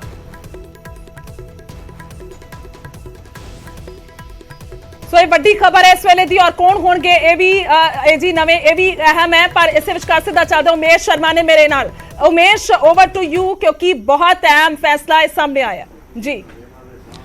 बिल्कुल, मेरे नाल खुद डॉक्टर अनमोल रतन सिद्धू मौजूद ने। सब तो पहला न्यूज़ 18 नाल गलबात कर रहे हैं। डॉक्टर साहब, रिजाइन अचानक, और ये भी पता लगे कि 19 तरीक का दिता है। हाँ, दिता 19 ਦਾ ਹੀ ਸੀਗਾ, ਕੋਈ ਮਤਲਬ ਆਪਦੀਆਂ ਪ੍ਰੀ ਆਕੂਪੇਸ਼ਨਸ ਹੈ ਉਸ ਕਰਕੇ। ਬਾਕੀ I have high regards for my chief minister, high regards for the convener of the party Kejriwal Sahib and Raghav Chadha ਜੀ ਆਲਸੋ। ਬੜੀ ਅੱਛੀ ਤਰ੍ਹਾਂ ਟੀਮ ਬਣੀ ਸੀ, ਜਿਵੇਂ ਗਾਈਡ ਕਰਦੇ ਸੀ ਉਵੇਂ ਅੱਗੇ ਚੱਲਦੇ ਸੀ ਅਸੀਂ, ਤੇ ਚੱਲਦੇ ਵੀ ਰਵਾਂਗੇ, ਕੋਈ ਇਹੋ ਜਿਹੀ ਗੱਲ ਨਹੀਂ। ਪਰ ਮੇਰੀਆਂ ਕੁਛ ਆਪਦੀਆਂ ਸੀਗੀਆਂ ਮਜਬੂਰੀਆਂ, ਪ੍ਰੀ ਆਕੂਪੇਸ਼ਨ ਸੀਗੀਆਂ, ਤੇ ਆਈ ਐਮ ਥੈਂਕਫੁਲ। पर 19 तरीक का पहले ही देख के ਹਜੇ ਤਾਂ ਐਕਸੈਪਟ ਵੀ ਨਹੀਂ ਕੀਤਾ, ਪਰ ਮੈਂ ਫਿਰ ਮੈਂ ਕਿਹਾ ਇਟ ਇਜ਼ ਬੈਟਰ, ਕਿਉਂਕਿ ਮੈਂ ਕਹਿੰਦਾ ਰਿਹਾ ਵੀ ਐਕਸੈਪਟ ਕਰ ਲਓ, ਤਾਂ ਇਟ ਇਜ਼ ਬਿਫੋਰ। पर ਜਿਹੜੇ ਕੇਸਾਂ ਦੀ ਗੱਲ ਕਰੀਏ, ਲਾਰੈਂਸ ਬਿਸ਼ਨੋਈ ਉਹਨਾਂ ਦੇ ਕੇਸ ਦੀ ਗੱਲ ਕਰੀਏ, ਬਾਕੀ ਹੋਰ ਚਾਹੇ ਬਰਗਾੜੀ ਹੋਣ, ਹੋਰ ਵੀ ਕੇਸਿਸ ਹੋਣ ਪਿਛਲੇ 3-4 ਮਹੀਨਿਆਂ 'ਚ, ਤੁਹਾਨੂੰ ਲੱਗਦਾ ਤੁਸੀਂ ਆਪਣੇ ਵੱਲੋਂ ਠੀਕ ਕੀਤਾ? ਹਾਂ ਬਿਲਕੁਲ, ਮੈਂ ਦੇਖੋ ਪੂਰੀ with all sincerity, and it has been praised by the government also ਸਾਰਾ, ਤੇ ਹੁਣ ਵੀ ਕਰਦੇ ਰਵਾਂਗੇ, ਕੋਈ ਇਹੋ ਜਿਹੀ ਗੱਲ ਨਹੀਂ। ਜੇ ਫਿਰ ਜ਼ਿੰਮੇਵਾਰੀ ਜੋ ਵੀ ਗਵਰਨਮੈਂਟ ਲਾਏਗੀ, ਮਾਨ ਸਾਹਿਬ ਲਾਉਣਗੇ, ਹਮੇਸ਼ਾ ਅੱਛੇ ਤਰੀਕੇ ਨਾਲ ਕਰਾਂਗੇ। ਤੁਸੀਂ ਮਿਲ ਕੇ ਵੀ ਆਏ ਸੀ ਮਾਨ ਸਾਹਿਬ ਨੂੰ? ਹਾਂ, ਮੈਂ ਕੱਲ ਵੀ ਮਿਲ ਕੇ ਆਇਆ, ਮੈਂ 1.5 ਘੰਟਾ ਬੈਠ ਰਿਹਾ ਕੱਲ, ਫਿਰ ਵੀ ਮਿਲਦੇ ਰਹਿੰਦੇ, ਮੈਂ ਹੁਣ ਵੀ ਮਿਲੂੰਗਾ, ਕੋਈ ਇਹੋ ਜਿਹੀ ਗੱਲ ਨਹੀਂ। ਕੱਲ ਨੂੰ ਹੀ ਮਿਲੂੰਗਾ, ਅੱਜ ਤਾਂ ਚਲੇ ਗਏ ਬਾਹਰ, ਤੇ ਕੱਲ ਨੂੰ ਫਿਰ ਮਿਲਾਂਗੇ। ਤੇ ਉਹਨਾਂ ਉਸ ਟਾਈਮ ਸੀਗਾ 19 ਜਦੋਂ ਇਹਨੇ 3 ਰਿਜ਼ਾਈਨ ਕੀਤਾ ਹੋਇਆ ਤੁਸੀਂ 19 ਤਰੀਕ ਦਾ? ਉਹਨਾਂ ਕੋਲ ਹੀ ਸੀ, 19 ਦਾ ਹੀ ਸੀਗਾ। ਰੋਕਿਆ ਹੋਇਆ ਸੀ ਉਹਨਾਂ ਨੇ? ਰੋਕਿਆ ਹੀ ਹੋਣਾ ਉਹਨਾਂ ਨੇ। ਮੈਂ ਕਿਹਾ ਵੀ ਮੈਂ ਮੇਰੀਆਂ ਆਪਦੀਆਂ ਥੋੜੇ ਜਿਹੇ ਸੀ, ਪਰ ਉਹਨੇ ਕਿਹਾ ਵਿਚਾਰ ਕਰੋ ਦੁਬਾਰਾ, ਤਾਂ ਹੀ ਲੇਟ ਹੋਏ। ਹੋ ਸਕਦਾ ਕਿਹਾ ਹੋਵੇ ਉਹਨਾਂ ਨੇ, ਤਾਂ ਲੇਟ ਹੁੰਦਾ ਗਿਆ। ਤਾਂ ਹਾਲੇ ਤੱਕ ਕੋਈ ਰਿਜ਼ਾਈਨ ਦੇਣ ਤੋਂ ਬਾਅਦ ਕੋਈ ਗੱਲ ਹੋਈ ਨਹੀਂ? ਹੁਣ ਨਹੀਂ ਹੋਈ ਕੋਈ ਰੈਜ਼ਿਗਨੇਸ਼ਨ ਤੋਂ ਬਾਅਦ। ਦੱਸਿਆ ਤਾਂ ਕੱਲ ਮੈਂ 1.5 ਘੰਟਾ ਬੈਠਾ ਰਿਹਾ ਸੀਐਮ ਸਾਹਿਬ ਕੋਲੇ, ਗੱਲਾਂ ਬਾਤਾਂ ਕਰਦੇ ਰਹੇ ਅਸੀਂ ਬੜੇ ਪ੍ਰੇਮ ਨਾਲ। ਬਹੁਤ ਹਾਈ ਰਿਸਪੈਕਟ ਹੈ ਮੇਰੀ ਵੀ ਉਹਨਾਂ ਦੇ ਪ੍ਰਤੀ, ਤੇ ਉਹਨਾਂ ਦੀ ਮੇਰੇ ਪ੍ਰਤੀ ਵੀ। ਕੋਈ ਤੇ ਜੇ ਵਾਪਸ ਲੈਣ ਨੂੰ ਕਹੋਗੇ? ਨਹੀਂ ਹੁਣ ਇਹ ਜਿਹੀਆਂ ਗੱਲਾਂ ਤਾਂ ਹੁਣ ਮੈਂ ਦੇਤਾ, ਮੇਰੀ ਆਪ ਦੀਆਂ ਪ੍ਰੋਬਲਮ ਸੀਗੀਆਂ, ਮੈਂ ਉਹਨਾਂ ਨੂੰ ਇਹ ਦੱਸੀਆਂ ਸੀ। ਮੈਂ ਪ੍ਰੋਬਲਮ ਵੀ ਮੇਰੀਆਂ ਪ੍ਰੀ ਆਕੂਪੇਸ਼ਨਸ ਆਪ ਦੀਆਂ ਬਹੁਤ ਹੈ। क्या ये भी इशू है कि लॉ ऑफिसर्स की लिस्ट बड़ी लेट होगी? ਨਹੀਂ ਬਸ ਉਹ ਬਣ ਰਹੀ ਸੀ, ਲਿਸਟ ਵੀ ਬਣ ਰਹੀ ਸੀ, ਤਾਂ ਆ ਜਾਏਗੀ ਲਿਸਟ ਵੀ ਜਲਦੀ ਚੱਲ ਰਹੀ ਹੈ। ਜਿਵੇਂ ਚਾਹਣਗੇ ਸੀਐਮ ਸਾਹਿਬ, ਨਵੇਂ ਸਾਡੇ ਏਜੀ ਸਾਹਿਬ ਵੀ ਆਉਣਗੇ ਤਾਂ ਉਵੇਂ ਲਿਸਟ ਆ ਜਾਏਗੀ। ਕਿੱਦਾਂ ਦੇਖਦੇ ਹੋ ਆਪਣੇ ਛੋਟੇ ਜਿਹੇ ਪੀਰੀਅਡ ਨੂੰ? ਬਹੁਤ ਅੱਛੀ ਤਰ੍ਹਾਂ, ਬਹੁਤ ਅੱਛਾ ਪਰਫਾਰਮੈਂਸ ਅਸੀਂ ਦੇਣ ਦੀ ਕੋਸ਼ਿਸ਼ ਕੀਤੀ, ਦਿੰਦੇ ਵੀ ਰਹਾਂਗੇ। All salute to my chief minister, all respect to my chief minister. ਜਦੋਂ ਜ਼ਿੰਮੇਵਾਰੀ ਐਡੀ ਵੱਡੀ ਮਿਲੀ ਔਰ ਛੋਟੇ ਟਰਮ 'ਚ, ਕਿਉਂਕਿ ਸਵਾਲ ਲੋਕਾਂ ਦੇ ਮਨ 'ਚ ਆਉਂਦੇ ਨੇ ਕਿ ਆਖਿਰ ਕਿਉਂ? ਨਹੀਂ ਇਹੋ ਜਿਹੀ ਕੋਈ ਗੱਲ ਨਹੀਂ। ਛੋਟੇ ਟਰਮ ਦੇ ਵਿੱਚ ਵੀ ਅਸੀਂ ਕਿੰਨੇ ਵੱਡੇ ਕੰਮ ਕਰਤੇ, ਤੇ ਹੁਣ ਫੇਰ ਵੀ ਕਰਦੇ ਰਵਾਂਗੇ, ਕੋਈ ਗੱਲ ਨਹੀਂ ਜੀ, ਸਭ ਠੀਕ ਹੈ, ਸਭ ਵਧੀਆ। ਇੱਕ ਲਾਸਟ ਸਵਾਲ ਦੋ ਮਨਾਂ 'ਚ ਨੇ, ਜਿੱਦਾਂ ਏਜੀ ਆਫਿਸ ਦੀ ਲਿਸਟ ਦਾ ਬੜਾ ਜ਼ਿਕਰ ਹੁੰਦਾ ਸੀ, ਚਰਚਾਵਾਂ ਬੜੀ ਚੱਲਦੀ ਸੀ, ਅਫਵਾਹ ਤੁਹਾਨੂੰ ਫੋਨ ਆਉਂਦੇ ਸੀਗੇ। ਕੱਲ ਵੀ ਸ਼ਾਮ ਗੱਲ ਹੋਈ ਕਿ ਨਹੀਂ ਇੱਦਾਂ ਦੀ ਕੋਈ ਗੱਲ ਨਹੀਂ, ਰੈਜ਼ਿਗਨੇਸ਼ਨ ਦੀ ਕੋਈ ਗੱਲ ਨਹੀਂ। ਹਾਂ ਮੈਂ ਤੁਹਾਨੂੰ ਕਿਹਾ ਸੀ, ਫਿਰ ਮੈਂ ਕਿਹਾ ਐਕਸੈਪਟ ਹੋ ਜੇ ਤਾਂ ਫੇਰ ਹੀ ਹੈ ਨਾ, ਤਾਂ ਮੈਂ ਤੁਹਾਨੂੰ ਕਹਿਤਾ ਸੀ ਵੀ ਹਜੇ ਨਹੀਂ ਦਿੱਤਾ, ਜਦ ਕਿ ਦਿੱਤਾ ਹੋਇਆ ਸੀ। ਕਈ ਇਹ ਤਾਂ ਨਹੀਂ ਰੀਜ਼ਨ ਕਿ ਮਨਪਸੰਦ ਲਿਸਟ ਨਹੀਂ ਸੀ ਤੁਹਾਡੇ? ਨਹੀਂ ਇਹੋ ਜਿਹੀ ਕੋਈ ਗੱਲ ਨਹੀਂ, ਸਾਰੀਆਂ ਲਿਸਟਾਂ ਤਾਂ ਬਣ ਰਹੀਆਂ ਸੀ, it is in the process, ਸਾਰਾ ਕੁਝ ਹੋ ਰਿਹਾ ਸੀ। ਲੱਗਦਾ ਸੈਟੀਸਫਾਈ ਹੋ ਆਪਣੇ? ਹਾਂ ਪੂਰੇ। ਕੁਝ ਕਹਿਣਾ ਚਾਹੋਗੇ? ਕੁਝ ਨਹੀਂ ਬੱਲੇ ਠੀਕ ਹੈ। ਤਾਂ ਡਾਕਟਰ ਅਨਮੋਲ ਰਤਨ ਸਿੱਧੂ ਨੇ ਕਿਹਾ ਕਿ ਜਿੰਨਾ ਛੋਟਾ ਜਿਹਾ ਇਹ ਟਰਮਸ ਮਿਲਿਆ ਉਹਨਾਂ ਲਈ ਠੀਕ ਆ, ਉਮੀਦਾਂ ਦੇ ਖਰਨ ਦੀ ਕੋਸ਼ਿਸ਼ ਕੀਤੀ ਹੈ ਔਰ ਅੱਗੇ ਵੀ ਉਹ ਜਿੱਦਾਂ ਵੀ ਹੋਏਗਾ ਸਰਕਾਰ ਦਾ ਇੱਕ ਸਾਥ ਉਹ ਦਿੰਦੇ ਰਵਾਂਗੇ। ਔਰ ਖੁਦ ਕਿਉਂਕਿ ਕੱਲ ਸੀਐਮ ਭਗਵੰਤ ਮਾਨ ਨਾਲ ਵੀ 1.5-2 ਘੰਟਾ ਮੀਟਿੰਗ ਕੀਤੀ ਔਰ ਕਹਿੰਦੇ ਚੰਗੇ ਮਾਹੌਲ 'ਚ ਹੋਈ, ਔਰ 19 ਤਰੀਕ ਦਾ ਰੈਜ਼ਿਗਨੇਸ਼ਨ ਦਿੱਤਾ ਹੋਇਆ ਸੀ। ਸਰਕਾਰ ਨੂੰ ਪਤਾ ਸੀਗਾ ਕਿਤੇ ਨਾ ਕਿਤੇ, ਤਾਂ ਖੁਦ ਸਭ ਤੋਂ ਪਹਿਲਾਂ ਨਿਊਜ਼ 18 ਤੇ ਆ ਕੇ ਗੱਲਬਾਤ ਕੀਤੀ ਹੈ ਔਰ ਲਿਸਟ ਦਾ ਵੀ ਜ਼ਿਕਰ ਕੀਤਾ ਕਿ ਲਿਸਟਾਂ ਤਾਂ ਬਣਦੀ ਰਹਿੰਦੀਆਂ ਨੇ, ਉਹ ਬਾਕੀ ਪਰਸਨਲ ਰੀਜ਼ਨ ਨੇ ਕਿ ਮੈਂ ਆਕੂ ਪਾਈਆਂ ਕਿਤੇ ਨਾ ਕਿਤੇ, ਲੇਕਿਨ ਛੋਟੇ ਟਰਮ ਦੇ ਜਿੰਨੀ ਹੈ ਕਿਤੇ ਨਾ ਕਿਤੇ ਸਵਾਲ ਜਿਹੜੇ ਜ਼ਰੂਰ ਲੋਕਾਂ ਦੇ ਮਨ 'ਚ ਸੀਗੇ। ਲੇਕਿਨ ਡਾਕਟਰ ਸਾਹਿਬ ਜਿਸ ਹਿਸਾਬ ਨਾਲ ਅਨਮੋਲ ਰਤਨ ਸਿੱਧੂ ਨੇ ਕਿਹਾ ਕਿ ਛੋਟਾ ਟਰਮ ਹੈ ਲੇਕਿਨ ਵਧੀਆ ਰਿਹਾ, ਚਾਹੇ ਲਾਰੈਂਸ ਬਿਸ਼ਨੋਈ ਦਾ ਰਿਮਾਂਡ ਦੀ ਗੱਲ ਹੋਏ, ਜੱਗੂ ਭਗਵਾਨਪੁਰੀਆ ਔਰ ਬਰਗਾੜੀ ਬੇਅਦਬੀ ਦੇ ਮਾਮਲੇ ਹੋਣ, ਅਸੀਂ ਆਪਣੀ ਪੁਰਜੋਰ ਜਿਹੜੀ ਆਵਾਜ਼ ਹੈ ਉਹ ਅਦਾਲਤਾਂ ਵਿੱਚ ਰੱਖੀਆਂ ਨੇ। ਓਵਰ ਟੂ ਗੁਰਜੋਤ ਜੀ। ਤਾਂ ਅਨਮੋਲ ਰਤਨ ਸਿੰਘ ਸਿੱਧੂ ਨੇ ਕਾਫੀ ਗੱਲਾਂ ਕਹੀਆਂ ਨੇ, ਕਿਉਂਕਿ ਜਦੋਂ ਕੋਈ ਵਿਅਕਤੀ ਅਸਤੀਫਾ ਦਿੰਦਾ ਹੈ ਤਾਂ ਉਹ ਜੋ ਬੋਲਦਾ ਹੈ ਜਾਂ ਉਸਦੀ ਬਾਡੀ ਲੈਂਗੁਏਜ ਕੀ ਕਹਿੰਦੀ ਹੈ, ਉਸਦੇ ਜਿਹੜੇ ਸ਼ਬਦ ਉਹਨਾਂ ਨੇ ਨਹੀਂ ਕਹੇ ਉਸਦੇ ਪਿੱਛੇ ਛੁਪੇ ਭਾਵ ਕੀ ਕਹਿੰਦੇ ਨੇ। ਸੋ ਇਹ ਚੀਜ਼ਾਂ ਜ਼ਰੂਰ ਹੈ ਜਿਹੜੀਆਂ ਦੇਖਣ ਵਾਲੀਆਂ ਹੁੰਦੀਆਂ। ਇੱਕ ਚੀਜ਼ ਦਾ ਜ਼ਿਕਰ ਅਨਮੋਲ ਰਤਨ ਸਿੱਧੂ ਹੋਰਾਂ ਨੇ ਕੀਤਾ ਹੈ ਕਿ ਲਿਸਟਾਂ ਵੀ ਬਣ ਰਹੀਆਂ, ਲਿਸਟ ਆ ਵੀ ਜਾਣੀ ਹੈ ਔਰ ਨਵੇਂ ਏਜੀ ਜਿਹੜੇ ਆ ਕੇ ਨੇ ਉਹ ਲਿਸਟ ਜਾਰੀ ਕਰਨਗੇ। ਸੋ ਇਸ ਦੇ ਵਿੱਚ 2-3 ਗੱਲਾਂ ਨੇ ਕਿ ਲਿਸਟ ਬਣ ਰਹੀ ਹੈ ਔਰ ਲਿਸਟ ਆ ਰਹੀ ਹੈ। ਸਭ ਤੋਂ ਪਹਿਲਾਂ ਤਾਂ ਅਸੀਂ ਲਿਸਟ ਦੱਸ ਦਿੰਦੇ ਹਾਂ ਦਰਸ਼ਕਾਂ ਨੂੰ ਕਿ ਲਿਸਟ ਦਾ ਕੀ ਮਤਲਬ ਹੈ।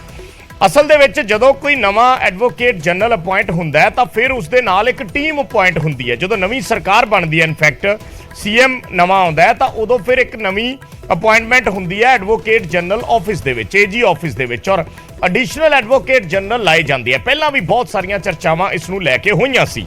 ਸੋ ਹੁਣ ਵੀ ਉਸ ਲਿਸਟ ਦਾ ਇੰਤਜ਼ਾਰ ਬੜੇ ਦਿਨਾਂ ਤੋਂ ਕੀਤਾ ਜਾ ਰਿਹਾ ਸੀ ਕਿ ਕਿਸ ਦਿਨ ਲਿਸਟ ਰਿਲੀਜ਼ ਹੋਏਗੀ। ਔਰ ਜ਼ਾਹਿਰ ਜੀ ਗੱਲ ਹੈ ਕਿ ਜਦੋਂ ਕੋਈ ਲਿਸਟ ਆਉਂਦੀ ਹੈ ਇਸ ਤਰੀਕੇ ਦੀ, ਤਾਂ ਫਿਰ ਜਿਹੜਾ ਉਸ ਮੌਕੇ ਦਾ ਐਡਵੋਕੇਟ ਜਨਰਲ ਹੁੰਦਾ ਹੈ, ਉਹਨਾਂ ਦੇ ਨੇੜਲਿਆਂ ਦੇ, ਉਹਨਾਂ ਦੇ ਚਾਹੁਣ ਵਾਲਿਆਂ ਦੇ, ਉਹਨਾਂ ਦੇ ਨਜ਼ਦੀਕੀਆਂ ਦੇ ਨਾਮ ਉਹਨਾਂ ਲਿਸਟਾਂ 'ਚ ਜ਼ਰੂਰ ਹੁੰਦੇ ਆ। ਔਰ ਕਈ ਵਾਰੀ ਇਹਨਾਂ ਲਿਸਟਾਂ ਨੂੰ ਲੈ ਕੇ ਰੌਲਾ ਪਿਆ। ਇਹ ਲਿਸਟਾਂ ਵਿਵਾਦ ਦਾ ਕਾਰਨ ਬਣੀਆਂ ਨੇ, ਸੀਐਮ ਦੇ ਨਾਲ ਨਾਰਾਜ਼ਗੀ ਦਾ ਕਾਰਨ ਬਣੀਆਂ ਨੇ। ਪਿਛਲੀ ਸਰਕਾਰ ਦੇ ਵਿੱਚ ਕਾਏ ਕੈਪਟਨ ਅਮਰਿੰਦਰ ਸਿੰਘ ਦੇ ਵੇਲੇ ਹੋਵੇ, ਉਸ ਤੋਂ ਬਾਅਦ ਚਰਨਜੀਤ ਚੰਨੀ ਦੇ ਵੇਲੇ ਹੋਵੇ, ਇਹਨਾਂ ਲਿਸਟਾਂ ਦੀ ਚਰਚਾ ਹਮੇਸ਼ਾ ਹੁੰਦੀ ਹੈ ਕਿ ਜਿਹੜੇ ਏਏਜੀ ਲਾਏ ਜਾਂਦੇ ਨੇ, ਐਡੀਸ਼ਨਲ ਐਡਵੋਕੇਟ ਜਨਰਲ ਲਾਏ ਜਾਂਦੇ ਨੇ, ਉਹਨਾਂ ਨੂੰ ਲੈ ਕੇ ਇਹ ਕਿਤੇ ਨਾ ਕਿਤੇ ਵਿਵਾਦ ਦਾ ਕਾਰਨ ਬਣਦੀਆਂ ਨੇ ਜਦੋਂ ਨਵੀਆਂ ਅਪਾਇੰਟਮੈਂਟਸ ਹੁੰਦੀਆਂ ਨੇ। ਸੋ ਉਸ ਦਾ ਜ਼ਿਕਰ, ਹਾਲਾਂਕਿ ਉਹਨਾਂ ਨੇ ਕਿਹਾ ਕਿ ਐਸਾ ਕੋਈ ਗੱਲ ਨਹੀਂ, ਮੇਰੇ ਤੇ ਕੋਈ ਪ੍ਰੈਸ਼ਰ ਨਹੀਂ ਸੀ, ਮੈਂ ਨਿੱਜੀ ਕਾਰਨਾਂ ਕਰਕੇ ਅਸਤੀਫਾ ਦਿੱਤਾ ਹੈ, ਪਰ ਲਿਸਟ ਦਾ ਜ਼ਿਕਰ ਜ਼ਰੂਰ ਕੀਤਾ ਗਿਆ।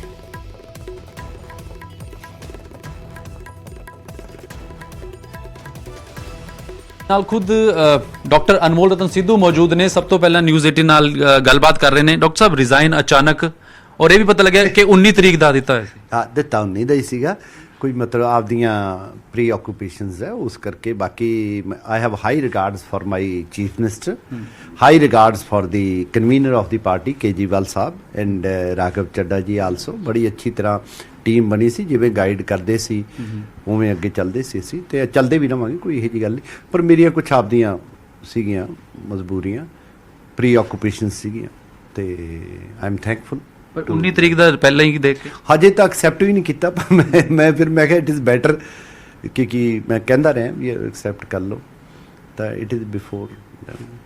ਪਰ ਜਿਹੜੇ ਕੇਸਾਂ ਦੀ ਗੱਲ ਕਰੀਏ, ਲਾਰੈਂਸ ਬਿਸ਼ਨੋਈ ਉਹਨਾਂ ਦੇ ਕੇਸ ਦੀ ਗੱਲ ਕਰੀਏ, ਬਾਕੀ ਹੋਰ ਚਾਹੇ ਬਰਗਾੜੀ ਹੋਣ, ਹੋਰ ਵੀ ਕੇਸਿਸ ਹੋਣ ਪਿਛਲੇ 3-4 ਮਹੀਨਿਆਂ 'ਚ, ਤੁਹਾਨੂੰ ਲੱਗਦਾ ਤੁਸੀਂ ਆਪਣੇ ਵੱਲੋਂ ਠੀਕ ਕੀਤਾ? ਹਾਂ ਬਿਲਕੁਲ, ਮੈਂ ਦੇਖੋ ਪੂਰੀ with all sincerity and it has been praised by the government also ਸਾਰਾ, ਤੇ ਹੁਣ ਵੀ ਕਰਦੇ ਰਵਾਂਗੇ, ਕੋਈ ਇਹੋ ਜਿਹੀ ਗੱਲ ਨਹੀਂ। ਜੇ ਫਿਰ ਜ਼ਿੰਮੇਵਾਰੀ ਜੋ ਵੀ ਗਵਰਨਮੈਂਟ ਲਾਏਗੀ, ਮਾਨ ਸਾਹਿਬ ਲਾਉਣਗੇ, ਹਮੇਸ਼ਾ ਅੱਛੇ ਤਰੀਕੇ ਨਾਲ ਕਰਾਂਗੇ। ਤੁਸੀਂ ਮਿਲ ਕੇ ਵੀ ਆਏ ਸੀ ਮਾਨ ਸਾਹਿਬ ਨੂੰ? ਹਾਂ ਮੈਂ ਕੱਲ ਵੀ ਮਿਲ ਕੇ ਆਇਆ, ਮੈਂ 1.5 ਘੰਟਾ ਬੈਠ ਰਿਹਾ ਕੱਲ, ਫਿਰ ਵੀ ਮਿਲਦੇ ਰਹਿੰਦੇ, ਮੈਂ ਹੁਣ ਵੀ ਮਿਲੂੰਗਾ, ਕੋਈ ਇਹੋ ਜਿਹੀ ਗੱਲ ਨਹੀਂ। ਕੱਲ ਨੂੰ ਹੀ ਮਿਲੂੰਗਾ, ਅੱਜ ਤਾਂ ਚਲੇ ਗਏ ਬਾਹਰ, ਤੇ ਕੱਲ ਨੂੰ ਫਿਰ ਮਿਲਾਂਗੇ। ਤੇ ਉਹਨਾਂ ਉਸ ਟਾਈਮ ਸੀਗਾ 19 ਜਦੋਂ ਇਹਨੇ 3 ਰਿਜ਼ਾਈਨ ਕੀਤਾ ਹੋਇਆ ਤੁਸੀਂ 19 ਤਰੀਕ ਦਾ, ਉਹਨਾਂ ਕੋਲ ਹੀ ਸੀ, 19 ਦਾ ਹੀ ਸੀਗਾ, ਰੋਕਿਆ ਹੋਇਆ ਸੀ ਉਹਨਾਂ ਨੇ, ਰੋਕਿਆ ਹੀ ਹੋਣਾ ਉਹਨਾਂ ਨੇ। ਮੈਂ ਕਿਹਾ ਵੀ ਮੈਂ ਮੇਰੀਆਂ ਆਪਦੀਆਂ ਥੋੜੇ ਜਿਹੇ ਸੀ, ਪਰ ਉਹਨੇ ਕਿਹਾ ਵਿਚਾਰ ਕਰੋ ਦੁਬਾਰਾ, ਤਾਂ ਹੀ ਲੇਟ ਹੋਏ।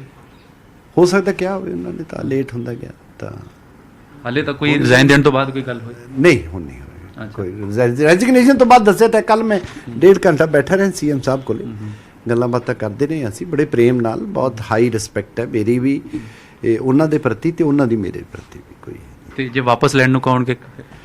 ਨਹੀਂ, ਹੁਣ ਇਹ ਜਿਹੀਆਂ ਗੱਲਾਂ ਤਾਂ ਹੁਣ ਮੈਂ ਦੇਤਾ, ਮੇਰੀ ਆਪ ਦੀਆਂ ਪ੍ਰੋਬਲਮਸ ਹੈਗੀ, ਮੈਂ ਉਹਨਾਂ ਨੂੰ ਦੱਸੀਆਂ ਸੀ, ਮੈਂ ਪ੍ਰੋਬਲਮਸ ਵੀ ਮੇਰੀਆਂ ਪ੍ਰੀ ਆਕੂਪੇਸ਼ਨਸ ਆਪ ਦੀਆਂ ਬਹੁਤ ਹੈ। क्या ये भी इशू है कि लॉ ऑफिसर्स की लिस्ट बड़ी लेट होगी? नहीं, बस वो बन रही सी, लिस्ट भी बन रही सी, तो आ जाएगी लिस्ट भी जल्दी चल रही है, जिमें चाहोगे सीएम साहब नवे साडे एजी साहब भी आउणगे तो उवें लिस्ट आ जाएगी। किद्दां देखदे हो अपने छोटे ਜਿਹੇ पीरियड ਨੂੰ? बहुत अच्छी तरह, बहुत अच्छा परफॉर्मेंस ਅਸੀਂ ਦੇਣ ਦੀ ਕੋਸ਼ਿਸ਼ ਕੀਤੀ, ਦਿੰਦੇ ਵੀ ਰਹਾਂਗੇ। All salute to my chief minister, all respect to my chief minister. ਜਦੋਂ ਜ਼ਿੰਮੇਵਾਰੀ ਐਡੀ ਵੱਡੀ ਮਿਲੀ ਔਰ ਛੋਟੇ ਟਰਮ 'ਚ, ਕਿਉਂਕਿ ਸਵਾਲ ਲੋਕਾਂ ਦੇ ਮਨ 'ਚ ਆਉਂਦੇ ਨੇ ਕਿ ਆਖਿਰ ਕਿਉਂ? ਨਹੀਂ ਇਹੋ ਜੀ ਕੋਈ ਗੱਲ ਨਹੀਂ। ਛੋਟੇ ਟਰਮ ਦੇ ਵਿੱਚ ਵੀ ਅਸੀਂ ਕਿੰਨੇ ਵੱਡੇ ਕੰਮ ਕਰਤੇ, ਤੇ ਹੁਣ ਫੇਰ ਵੀ ਕਰਦੇ ਰਵਾਂਗੇ, ਕੋਈ ਗੱਲ ਨਹੀਂ ਜੀ, ਸਭ ਠੀਕ ਹੈ, ਸਭ ਵਧੀਆ। ਇੱਕ ਲਾਸਟ ਸਵਾਲ ਦੋ ਮਨਾਂ 'ਚ ਨੇ, ਜਿੱਦਾਂ ਏਜੀ ਆਫਿਸ ਦੀ ਲਿਸਟ ਦਾ ਬੜਾ ਜ਼ਿਕਰ ਹੁੰਦਾ ਸੀ, ਚਰਚਾਵਾਂ ਬੜੀ ਚੱਲਦੀ ਸੀ, ਅਫਵਾਹ ਤੁਹਾਨੂੰ ਫੋਨ ਆਉਂਦੇ ਸੀਗੇ, ਕੱਲ ਵੀ ਸ਼ਾਮ ਗੱਲ ਹੋਈ ਕਿ ਨਹੀਂ ਇੱਦਾਂ ਦੀ ਕੋਈ ਗੱਲ ਨਹੀਂ, ਰੈਜ਼ਿਗਨੇਸ਼ਨ ਦੀ ਕੋਈ ਗੱਲ ਨਹੀਂ। ਹਾਂ ਮੈਂ ਤੁਹਾਨੂੰ ਕਿਹਾ ਸੀ, ਫਿਰ ਮੈਂ ਕਿਹਾ ਐਕਸੈਪਟ ਹੋ ਜੇ ਤਾਂ ਫੇਰ ਹੀ ਹੈ ਨਾ, ਤਾਂ ਮੈਂ ਤੁਹਾਨੂੰ ਕਹਿਤਾ ਸੀ ਵੀ ਹਜੇ ਨਹੀਂ ਦਿੱਤਾ, ਜਦ ਕਿ ਦਿੱਤਾ ਹੋਇਆ ਸੀ ਕਿ ਰੈਜ਼ਿਗਨੇਸ਼ਨ। ਇਹ ਤਾਂ ਨਹੀਂ ਰੀਜ਼ਨ ਕਿ ਮਨਪਸੰਦ ਲਿਸਟ ਨਹੀਂ ਸੀ ਤੁਹਾਡੇ? ਨਹੀਂ ਇਹੋ ਜੀ ਕੋਈ ਗੱਲ ਨਹੀਂ, ਇਹੋ ਜੀ ਕੋਈ ਗੱਲ ਨਹੀਂ, ਸਾਰੀਆਂ ਲਿਸਟਾਂ ਤਾਂ ਬਣ ਰਹੀਆਂ ਸੀ, it is in the process, ਸਾਰਾ ਕੁਝ ਹੋ ਰਿਹਾ ਸੀ। ਲੱਗਦਾ ਸੈਟੀਸਫਾਈ ਹੋ ਆਪਣੇ? ਹਾਂ ਪੂਰੇ।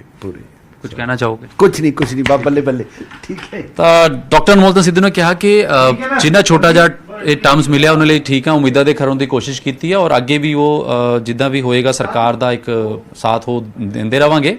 ਔਰ ਖੁਦ ਕਿਉਂਕਿ ਕੱਲ ਸੀਐਮ ਭਗਵੰਤ ਮਾਨ ਨਾਲ ਵੀ 1.5-2 ਘੰਟਾ ਮੀਟਿੰਗ ਕੀਤੀ ਔਰ ਕਹਿੰਦੇ ਚੰਗੇ ਮਾਹੌਲ 'ਚ ਹੋਈ, ਔਰ 19 ਤਰੀਕ ਦਾ ਰੈਜ਼ਿਗਨੇਸ਼ਨ ਦਿੱਤਾ ਹੋਇਆ ਸੀ, ਸਰਕਾਰ ਨੂੰ ਪਤਾ ਸੀਗਾ ਕਿਤੇ ਨਾ ਕਿਤੇ। ਤਾਂ ਖੁਦ ਸਭ ਤੋਂ ਪਹਿਲਾਂ ਨਿਊਜ਼ 18 ਤੇ ਆ ਕੇ ਗੱਲਬਾਤ ਕੀਤੀ ਹੈ ਔਰ ਲਿਸਟ ਦਾ ਵੀ ਜ਼ਿਕਰ ਕੀਤਾ ਕਿ ਲਿਸਟਾਂ ਤਾਂ ਬਣਦੀ ਰਹਿੰਦੀਆਂ ਨੇ, ਉਹ ਬਾਕੀ ਪਰਸਨਲ ਰੀਜ਼ਨ ਨੇ ਕਿ ਮੈਂ ਆਕੂਪਾਈਆਂ ਕਿਤੇ ਨਾ ਕਿਤੇ, ਲੇਕਿਨ ਛੋਟੇ ਟਰਮ ਦੇ ਜਿੰਨੀ ਹੈ ਕਿਤੇ ਨਾ ਕਿਤੇ ਸਵਾਲ ਜਿਹੜੇ ਜ਼ਰੂਰ ਲੋਕਾਂ ਦੇ ਮਨ 'ਚ ਸੀਗੇ। ਲੇਕਿਨ ਡਾਕਟਰ ਸਾਹਿਬ ਜਿਸ ਹਿਸਾਬ ਨਾਲ ਅਨਮੋਲ ਰਤਨ ਸਿੱਧੂ ਨੇ ਕਿਹਾ ਕਿ ਛੋਟਾ ਟਰਮ ਹੈ ਲੇਕਿਨ ਵਧੀਆ ਰਿਹਾ, ਚਾਹੇ ਲਾਰੈਂਸ ਬਿਸ਼ਨੋਈ ਦਾ ਰਿਮਾਂਡ ਦੀ ਗੱਲ ਹੋਏ, ਜੱਗੂ ਭਗਵਾਨਪੁਰੀਆ ਔਰ ਬਰਗਾੜੀ ਬੇਅਦਬੀ ਦੇ ਮਾਮਲੇ ਹੋਣ, ਅਸੀਂ ਆਪਣੀ ਪੁਰਜੋਰ ਜਿਹੜੀ ਆਵਾਜ਼ ਹੈ ਉਹ ਅਦਾਲਤਾਂ ਵਿੱਚ ਰੱਖੀਆਂ ਨੇ। Over to you Gurjot.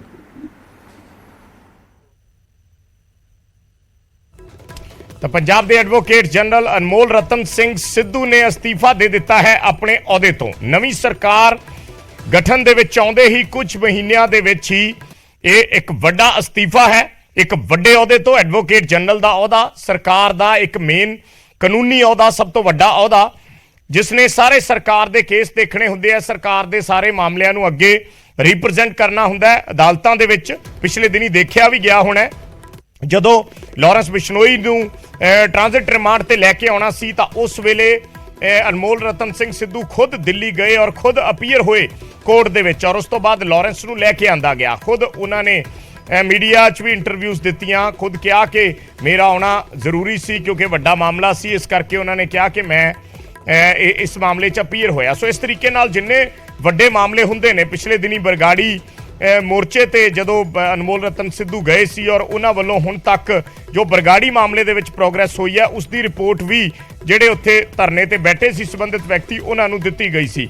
ਸੋ ਕਾਫੀ ਸਾਰੀਆਂ ਚੀਜ਼ਾਂ, ਕਾਫੀ ਜ਼ਿੰਮੇਵਾਰੀਆਂ ਐਡਵੋਕੇਟ ਜਨਰਲ ਦੀਆਂ ਹੁੰਦੀਆਂ, ਪਰ ਉਹਨਾਂ ਦਾ ਇੱਕ ਲਾਈਨ ਦੇ ਵਿੱਚ ਅਸਤੀਫਾ ਦੇਣਾ ਕਿ ਨਿੱਜੀ ਕਾਰਨਾਂ ਕਰਕੇ ਮੈਂ ਅਸਤੀਫਾ ਦੇ ਰਿਹਾ ਹਾਂ। ਹਾਲਾਂਕਿ ਕੀ ਨਿੱਜੀ ਕਾਰਨ ਨੇ ਉਹ ਉਹਨਾਂ ਨੇ ਦੱਸੇ ਨਹੀਂ, ਪਰ ਉਹਨਾਂ ਦੀ ਬਾਡੀ ਲੈਂਗੁਏਜ ਬਹੁਤ ਕੁਝ ਕਹਿੰਦੀ ਹੈ, ਉਹਨਾਂ ਦੀ ਬਾਡੀ ਲੈਂਗੁਏਜ 'ਚੋਂ ਬਹੁਤ ਕੁਝ ਝਲਕਦਾ ਹੈ। ਉਹਨਾਂ ਨੇ ਅਸਤੀਫਾ 3 ਲਾਈਨਾਂ ਦਾ ਲਿਖਿਆ ਕਿ ਮੁੱਖ ਮੰਤਰੀ ਸਾਹਿਬ ਉਹਨਾਂ ਕਿਹਾ ਕਿ ਪਾਰਟੀ ਨੇ ਮੈਨੂੰ ਪੰਜਾਬ ਦੇ ਐਡਵੋਕੇਟ ਜਨਰਲ ਵਜੋਂ ਸੇਵਾਵਾਂ ਦਾ ਮੌਕਾ ਦਿੱਤਾ, ਪਰ ਨਿੱਜੀ ਕਾਰਨਾਂ ਕਰਕੇ ਮੈਂ ਇਹ ਸੇਵਾ ਨਹੀਂ ਨਿਭਾ ਸਕਦਾ, ਇਸ ਕਰਕੇ ਮੈਂ ਅਸਤੀਫਾ ਦਿੰਦਾ ਹਾਂ। ਬਸ ਇਹ 3 ਲਾਈਨਾਂ ਉਹਨਾਂ ਵੱਲੋਂ ਅਸਤੀਫੇ ਦੇ ਵਿੱਚ ਲਿਖੀਆਂ ਗਈਆਂ ਨੇ। ਸੀਐਮ ਭਗਵੰਤ ਮਾਨ ਦਾ ਵਾਰ-ਵਾਰ ਉਹਨਾਂ ਨੇ ਜ਼ਿਕਰ ਕੀਤਾ, ਵਾਰ-ਵਾਰ ਉਹਨਾਂ ਦਾ ਧੰਨਵਾਦ ਕੀਤਾ ਨਿਊਜ਼ 18 ਨਾਲ ਖਾਸ ਗੱਲਬਾਤ ਦੇ ਵਿੱਚ ਕਿ ਮੇਰੀ ਸਰਕਾਰ ਦੇ ਨਾਲ ਕਿਸੇ ਤਰ੍ਹਾਂ ਦੀ ਕੋਈ ਨਾਰਾਜ਼ਗੀ ਨਹੀਂ ਹੈ ਔਰ ਮੈਂ ਅੱਗੇ ਵੀ ਜੋ ਕੋਈ ਜ਼ਿੰਮੇਵਾਰੀ ਮੈਨੂੰ ਦਿੱਤੀ ਜਾਏਗੀ ਮੈਂ ਉਸ ਨੂੰ ਉਸ ਤਰੀਕੇ ਨਾਲ ਨਿਭਾਵਾਂਗਾ। ਸੋ ਹੁਣ ਅਗਲੇ ਨਾਮ ਦਾ ਜ਼ਿਕਰ ਹੋ ਰਿਹਾ ਕਿਉਂਕਿ ਖੁਦ ਅਨਮੋਲ ਰਤਨ ਸਿੱਧੂ ਵੀ ਕਹਿ ਕੇ ਗਏ ਨੇ ਕਿ ਜਿਹੜਾ ਹੁਣ ਨਵਾਂ ਏਜੀ ਆਏਗਾ ਉਹ ਲਿਸਟਾਂ ਦੇਖਣਗੇ ਤਾਂ ਉਸ ਦੇ ਵਿੱਚ ਅਸ਼ੋਕ ਘਈ ਵਿਨੋਦ ਘਈ ਜਿਹੜੇ ਨੇ ਵਿਨੋਦ ਘਈ ਦੇ ਨਾਮ ਦਾ ਜ਼ਿਕਰ ਹੋ ਰਿਹਾ ਕਿ ਅਗਲੇ ਏਜੀ ਵਿਨੋਦ ਘਈ ਹੋਣਗੇ। ਪਿਛਲੇ 10 ਮਹੀਨਿਆਂ ਦੀ ਇਹ ਤਸਵੀਰ ਹੈ ਪੰਜਾਬ ਦੀ ਸਿਆਸਤ ਦੇ ਵਿੱਚ, ਪਿਛਲੇ 10 ਮਹੀਨਿਆਂ ਦੀ ਤਸਵੀਰ ਹੈ। 4 ਏਜੀ ਬਦਲੇ ਜਾ ਚੁੱਕੇ ਨੇ ਤੇ ਪੰਜਵਾਂ ਨਵਾਂ ਆ ਰਿਹਾ ਹੈ। ਅਤੁਲ ਨੰਦਾ ਕੈਪਟਨ ਅਮਰਿੰਦਰ ਸਿੰਘ ਦੇ ਟੈਨਿਓਰ ਦੇ ਵਿੱਚ ਏਜੀ ਸੀਗੇ। 54 ਮਹੀਨੇ ਉਹਨਾਂ ਨੇ ਇਹ ਅਹੁਦਾ 54 ਮਹੀਨੇ 3 ਦਿਨ ਉਹਨਾਂ ਦੇ ਇਹ ਅਹੁਦੇ ਦੀ ਮਿਆਦ ਰਹੀ। ਉਸ ਤੋਂ ਬਾਅਦ APS ਦਿਓਲ ਨੂੰ ਏਜੀ ਲਾਇਆ ਗਿਆ, ਕਾਫੀ ਵਿਵਾਦ ਹੋਇਆ ਉਹਨਾਂ ਦੇ ਨਾਮ ਤੇ। 1 ਮਹੀਨਾ 15 ਦਿਨ ਬਾਅਦ ਉਹਨਾਂ ਨੂੰ ਅਹੁਦੇ ਤੋਂ ਹਟਾ ਦਿੱਤਾ ਗਿਆ ਜਦੋਂ ਚਰਨਜੀਤ ਚੰਨੀ ਸੀਐਮ ਬਣੇ ਸੀ। ਫਿਰ ਉਹਨਾਂ ਦੀ ਥਾਂ ਤੇ ਲਾਇਆ ਗਿਆ DS ਪਟਵਾਲੀਆ ਨੂੰ। DS ਪਟਵਾਲੀਆ ਇਸ ਅਹੁਦੇ ਤੇ 3 ਮਹੀਨੇ ਤੇ 22 ਦਿਨ ਰਹੇ। ਉਸ ਤੋਂ ਬਾਅਦ ਸੂਬੇ 'ਚ ਸਰਕਾਰ ਬਦਲ ਜਾਂਦੀ ਹੈ, ਆਮ ਆਦਮੀ ਪਾਰਟੀ ਸੱਤਾ 'ਚ ਆਉਂਦੀ ਹੈ ਤਾਂ ਆਉਂਦੇ ਹੀ ਅਨਮੋਲ ਰਤਨ ਸਿੰਘ ਸਿੱਧੂ ਨੂੰ ਏਜੀ ਲਾਇਆ ਜਾਂਦਾ ਹੈ। ਸੋ ਅਨਮੋਲ ਰਤਨ ਸਿੱਧੂ ਦਾ ਕਾਰਜਕਾਲ ਪੂਰੇ 4 ਮਹੀਨੇ ਰਿਹਾ ਤੇ ਹੁਣ ਅਗਲੇ ਏਜੀ ਵਜੋਂ ਵਿਨੋਦ ਘਈ ਦਾ ਨਾਮ ਸਾਹਮਣੇ ਆ ਗਿਆ।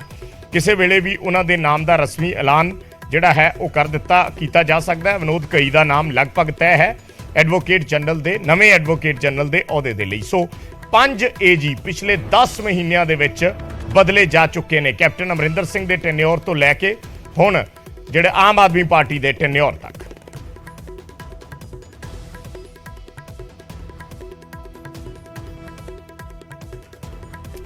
ਤਾਂ ਇਸ ਵੇਲੇ ਦੀ ਵੱਡੀ ਖਬਰ ਅਸੀਂ ਦਰਸ਼ਕਾਂ ਦੇ ਨਾਲ ਸਾਂਝੀ ਕਰ ਰਹੇ ਹਾਂ। ਪੰਜਾਬ ਦੇ ਐਡਵੋਕੇਟ ਜਨਰਲ ਅਨਮੋਲ ਰਤਨ ਸਿੰਘ ਸਿੱਧੂ ਕਾਰਨ ਜਿਹੜੇ ਮੰਨੇ ਜਾ ਰਹੇ ਨੇ, ਹੋ ਸਕਦਾ ਹੈ ਬੇਅਦਬੀ ਕੇਸਾਂ ਦੇ ਵਿੱਚ ਸੁਣਵਾਈ, ਲਾਅ ਅਫਸਰਾਂ ਦੀ ਤੈਨਾਤੀ ਜਿਸ ਲਿਸਟ ਦਾ ਵਾਰ-ਵਾਰ ਜ਼ਿਕਰ ਕਰ ਰਹੇ ਹਾਂ, ਪ੍ਰੋਫੈਸਰ ਭੁੱਲਰ ਦੀ ਰਿਹਾਈ ਦਾ ਕੇਸ ਔਰ ਇੱਕ ਸੋਰਸਿਸ ਤੋਂ ਇਹ ਵੀ ਖਬਰਾਂ ਨੇ ਕਿ ਕਿਸੇ ਅਫਸਰ ਦੇ ਨਾਲ ਉਹਨਾਂ ਦੀ ਕਾਫੀ ਵੱਡੀ ਬਹਿਸ ਹੋਈ ਸੀ।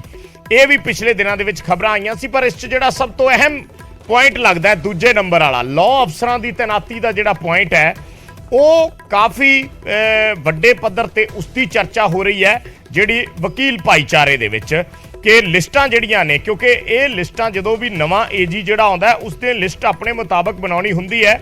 ਉਸ ਦੇ ਵਿੱਚ ਸਰਕਾਰ ਦੇ ਸਿਫਾਰਸ਼ੀ ਲੋਕ ਹੁੰਦੇ ਨੇ, ਪਹਿਲਾਂ ਵੀ ਸਰਕਾਰਾਂ ਦੇ ਵਿੱਚ ਹੁੰਦੇ ਰਹੇ ਨੇ ਔਰ ਇਸ ਵਾਰ ਹਲੇ ਕਿਉਂਕਿ ਲਿਸਟ ਨਹੀਂ ਆਈ ਸੋ ਇਸ ਵਾਰੇ ਹਲੇ ਲਿਸਟਾਂ ਬਣ ਰਹੀਆਂ ਨੇ। ਸੀਐਮ ਨੇ ਉਸ ਤੇ ਫਾਈਨਲ ਮੋਹਰ ਲਗਾਉਣੀ ਹੈ ਪਰ ਉਹ ਲਿਸਟ ਨਹੀਂ ਆਈ।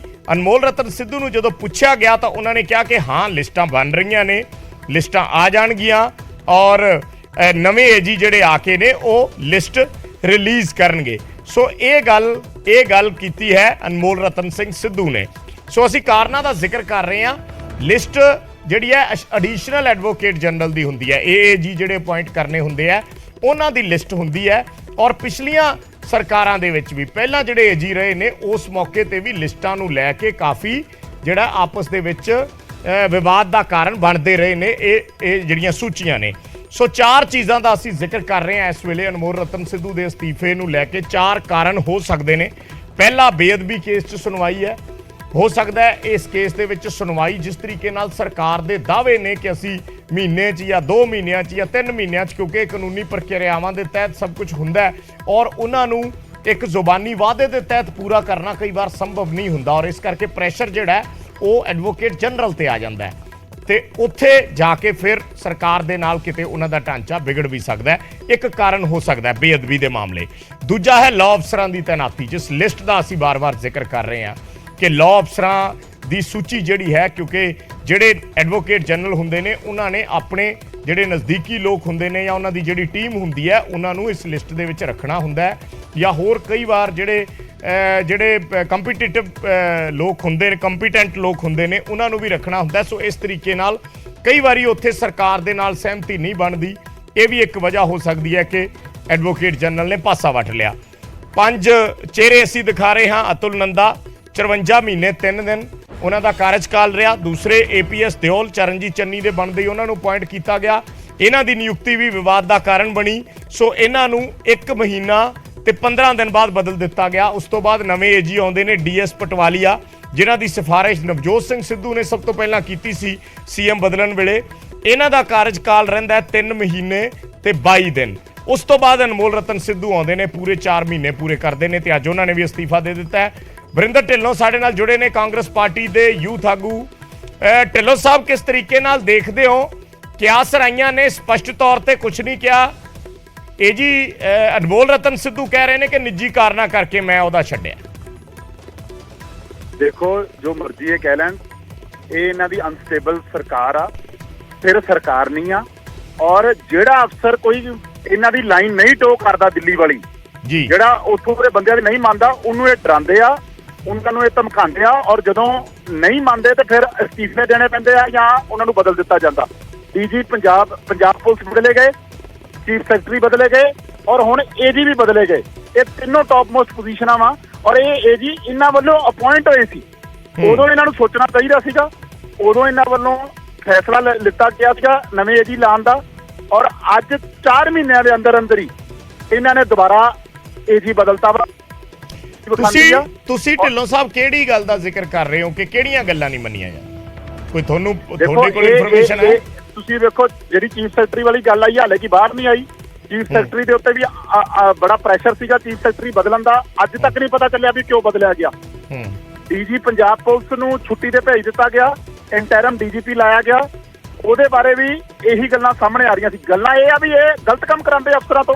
ਇਹ ਕਹਿੰਦੇ ਆ ਵੀ ਜਿਹੜੇ ਚੀਜ਼ ਨਾਲ ਜਿਵੇਂ ਮੰਨ ਲਓ ਤੇ ਚੀਫ ਸੈਕਟਰੀ ਤਾਂ ਢਿੱਲੋਂ ਸਾਹਿਬ ਪਿਛਲੀ ਸਰਕਾਰ ਦੇ ਅਪਾਇੰਟਡ ਸੀ ਔਰ ਬੜੀ ਜ਼ਾਹਿਰ ਜੀ ਗੱਲ ਹੈ ਜਦੋਂ ਨਵੀਂ ਸਰਕਾਰ ਆਉਂਦੀ ਹੈ ਤੁਰੰਤ ਬਦਲ ਦਿੱਤੇ ਜਾਂਦੇ ਆ। ਜਦੋਂ ਚਰਨਜੀਤ ਚੰਨੀ ਬਣੇ ਸੀ ਤਾਂ ਉਹਨਾਂ ਨੇ ਵੀ ਕੈਪਟਨ ਅਮਰਿੰਦਰ ਸਿੰਘ ਵਾਲੇ ਏਜੀ ਤੇ ਡੀਜੀ ਬਦਲਤੇ ਸੀਗੇ। ਨਹੀਂ, ਤੇ ਬਿਲਕੁਲ ਨਹੀਂ ਬਦਲੇ ਸੀ। ਉਹਨਾਂ ਨੇ ਡੀਜੀ ਸੁਰੇਸ਼ ਅਰੋੜਾ ਕੰਟੀਨਿਊ ਕਰਾਏ ਸੀ। ਨਹੀਂ, ਜਦੋਂ ਇੱਕ ਸੈਕਿੰਡ ਮੇਰੀ ਗੱਲ ਤੇ ਸੁਣ ਲਓ ਪੂਰੀ। ਤੁਸੀਂ ਭੜਕ ਵਾਲੀ ਛੇਤੀ ਜਾਂਦੇ ਹੋ। ਜਦੋਂ ਚਰਨਜੀਤ ਚੰਨੀ ਬਣੇ ਨੇ ਤੁਸੀਂ ਲਾਇਆ ਨਹੀਂ, ਡੀਜੀਪੀ ਨੂੰ ਛੁੱਟੀ ਤੇ ਨਹੀਂ ਭੇਜਿਆ ਨਾ? ਉਦੋਂ ਰੌਲਾ ਅਫਸਰਾਂ ਦਾ ਸੀ ਨਾ। ਤੁਸੀਂ ਚੀਫ ਸੈਕਟਰੀ ਬਦਲਿਆ ਨਾ? ਮੈਂ ਤਾਂ ਬਿਲਕੁਲ ਬਦਲੇ, ਨਾਲ ਬਦਲੇ ਨਾ। ਹਾਂ, ਇਹਨਾਂ ਨੂੰ ਮੇਰਾ ਸਿਰਫ ਇਹ ਕਹਿਣ ਦਾ ਮਤਲਬ ਆ ਤੁਸੀਂ ਜਿਹੜੀ ਅਨਸਟੇਬਲ ਅਸੀਂ ਮੈਂ ਭੜਕਤ ਨਹੀਂ ਆਪਣਾ।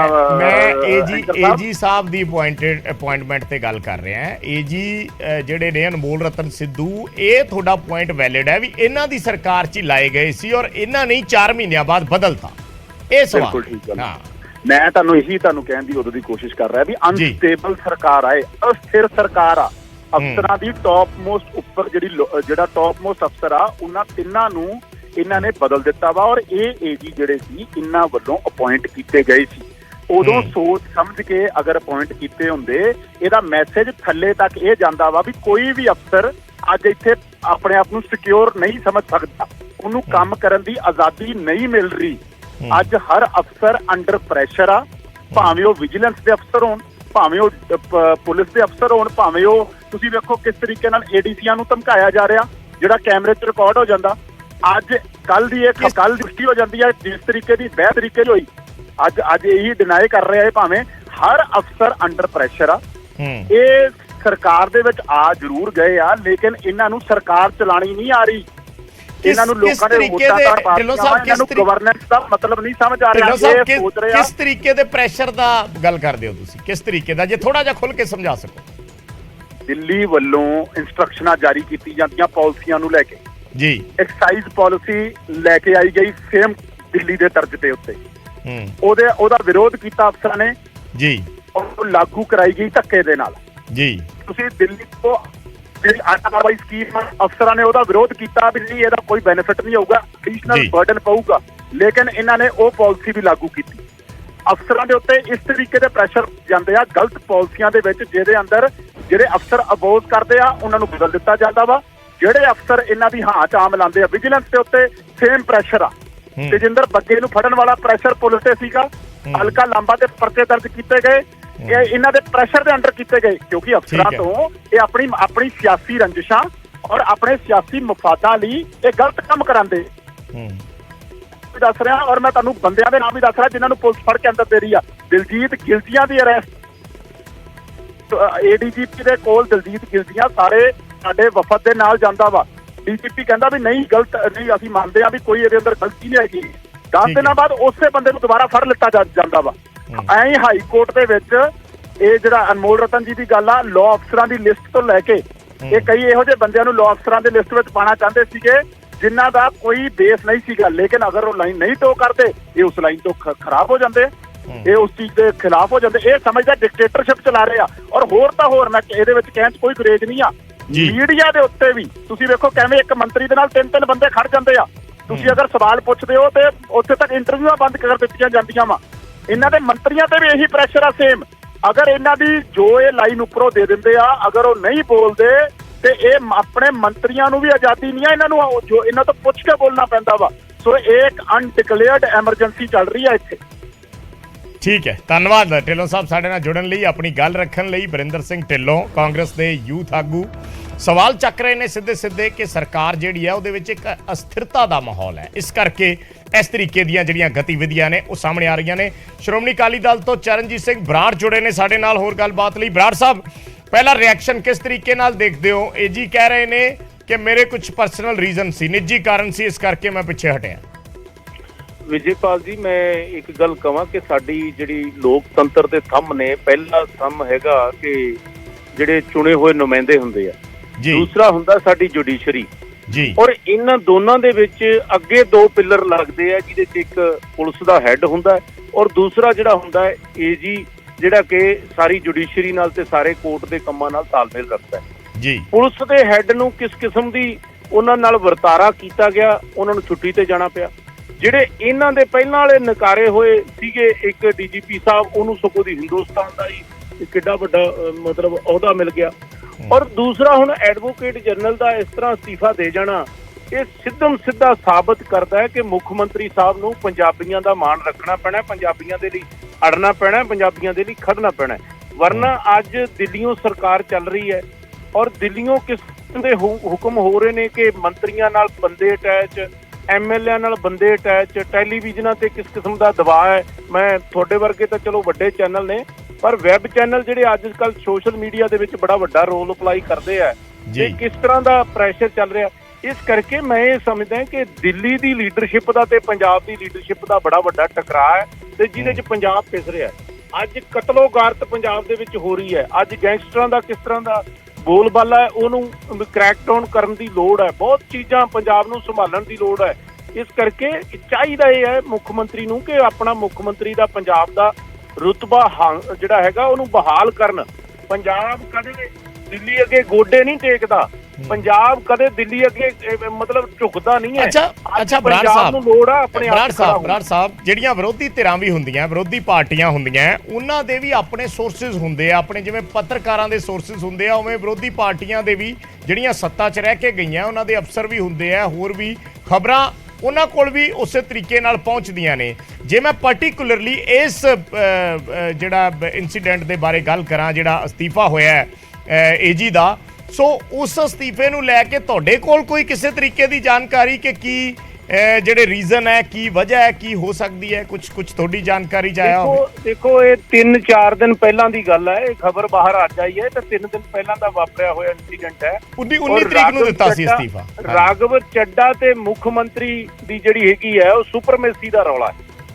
ਕੇਜਰੀਵਾਲ ਸਾਹਿਬ ਸੁਪਰਮੇਸੀ ਰਾਘਵ ਚੱਡਾ ਦੀ ਰੱਖਣੀ ਚਾਹੁੰਦੀ ਹੈ। ਮੁੱਖ ਮੰਤਰੀ ਆਫਟਰ ਆਲ 92 ਐਮਐਲਏਆਂ ਦੇ ਵਿੱਚੋਂ ਚੁਣਿਆ ਗਿਆ ਹੈ, 91 ਐਮਐਲਏਆਂ ਦੀ ਸਪੋਰਟ ਹੈ ਤੇ ਉਹਨਾਂ ਦੀ ਆਪਣੀ ਸੁਪਰਮੇਸੀ ਹੋਣੀ ਚਾਹੀਦੀ ਹੈ। ਅਸਲੀਅਤ ਗੱਲ ਇਹ ਹੈਗੀ ਕਿ ਦਿੱਲੀ ਜਿਹੜੀ ਹੈਗੀ ਆ ਉਹ ਸਿੱਧੇ ਤੌਰ ਤੇ ਰਾਜ ਕਰਨਾ ਚਾਹੁੰਦੀ ਹੈ ਤੇ ਅੱਜ ਤੱਕ ਮੁੱਖ ਮੰਤਰੀ ਸਾਹਿਬ ਕੁਛ ਨਾ ਕੁਛ ਉਹਨਾਂ ਨੂੰ ਬਰਦਾਸ਼ਤ ਵੀ ਕਰ ਰਹੇ ਔਰ ਉਹਨਾਂ ਨੂੰ ਸਪੇਸ ਵੀ ਦੇ ਰਹੇ ਆ। ਔਰ ਮੈਂ ਤਾਂ ਇਹੀ ਕਹੂੰਗਾ ਪੰਜਾਬ ਦੇ ਪੁੱਤ ਨੂੰ ਪੰਜਾਬ ਦਾ ਬਣ ਕੇ ਰਹਿਣਾ ਚਾਹੀਦਾ, ਕਦੇ ਵੀ ਗੋਡੇ ਨਹੀਂ ਟੇਕਣੇ ਚਾਹੀਦੇ। ਧੰਨਵਾਦ ਬਰਾੜ ਸਾਹਿਬ ਸਾਡੇ ਨਾਲ ਜੁੜਨ ਲਈ, ਆਪਣੀ ਗੱਲ ਰੱਖਣ ਲਈ। ਤਾਂ ਵੱਖ-ਵੱਖ ਪ੍ਰਤੀਕਰਮ ਨੇ ਵਿਰੋਧੀ ਪਾਰਟੀਆਂ ਦੇ, ਸਿੱਧੇ ਤੌਰ ਤੇ ਇਸ ਨੂੰ ਪੰਜਾਬ ਤੇ ਦਿੱਲੀ ਨਾਲ ਜੋੜ ਕੇ ਦੇਖਿਆ ਜਾ ਰਿਹਾ ਹੈ ਕਿ ਪੰਜਾਬ ਤੇ ਦਿੱਲੀ ਦੀ ਲੀਡਰਸ਼ਿਪ ਦੇ ਵਿੱਚ ਆਪਸ ਦੇ ਵਿੱਚ ਇੱਕ ਤਰੀਕੇ ਨਾਲ ਇਹ ਵਰਚਸਵ ਦਾ ਮੁੱਦਾ ਹੈ, ਇਹ ਇੱਕ ਆਪਣਾ ਪ੍ਰਭਾਵ ਕਾਇਮ ਕਰਨ ਦਾ ਮੁੱਦਾ ਹੈ। ਇਸ ਚੀਜ਼ ਤੇ ਵਿਰੋਧੀ ਪਾਰਟੀਆਂ ਇਸ ਗੱਲ ਨੂੰ ਲੈ ਕੇ ਸੀਐਮ ਭਗਵੰਤ ਮਾਨ ਨੂੰ ਕਟਹਿਰੇ 'ਚ ਖੜਾ ਕਰ ਰਹੀਆਂ ਨੇ, ਸੀਐਮ ਭਗਵੰਤ ਮਾਨ ਤੇ ਨਿਸ਼ਾਨੇ ਸਾਧ ਰਹੀਆਂ ਨੇ ਕਿ ਭਗਵੰਤ ਮਾਨ ਨੂੰ ਆਪਦੇ ਹੱਥ ਜਿਹੜੀ ਸਾਰੀ ਪਾਵਰ ਹੈ ਉਹ ਲੈਣੀ ਚਾਹੀਦੀ ਹੈ, ਬਜਾਏ ਕਿ ਦਿੱਲੀ ਦੇ ਆਗੂਆਂ ਦੇ। ਇਸ ਤਰੀਕੇ ਦਾ ਜ਼ਿਕਰ ਵਿਰੋਧੀ ਪਾਰਟੀਆਂ ਕਰ ਰਹੀਆਂ ਨੇ।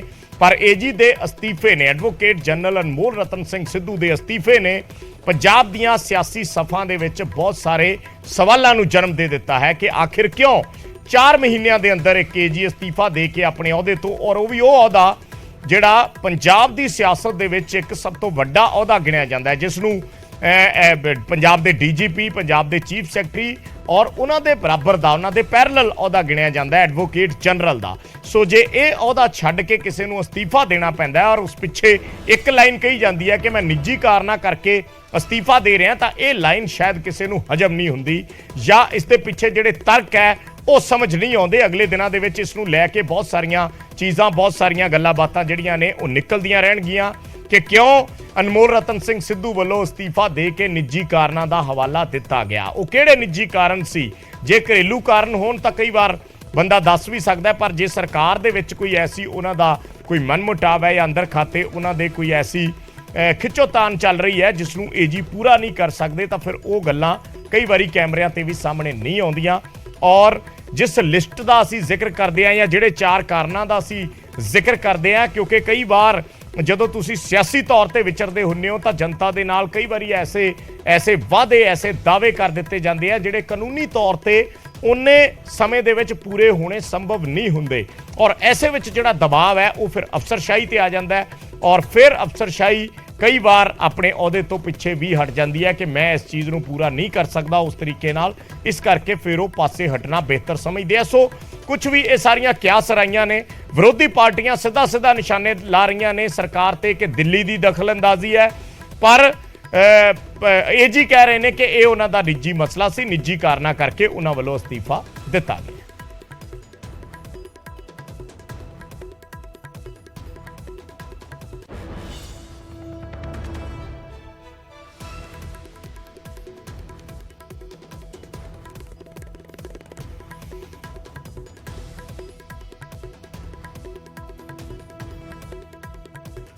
ਤਾਂ ਸਾਡੇ ਨਾਲ ਬੀਜੇਪੀ ਆਗੂ ਅਨਿਲ ਸਰੀਨ ਜੁੜੇ ਨੇ। ਵੱਖ-ਵੱਖ ਪਾਰਟੀਆਂ ਦੇ ਨੇਤਾਵਾਂ ਦੇ ਅਸੀਂ ਪ੍ਰਤੀਕਰਮ ਲੈ ਰਹੇ ਹਾਂ।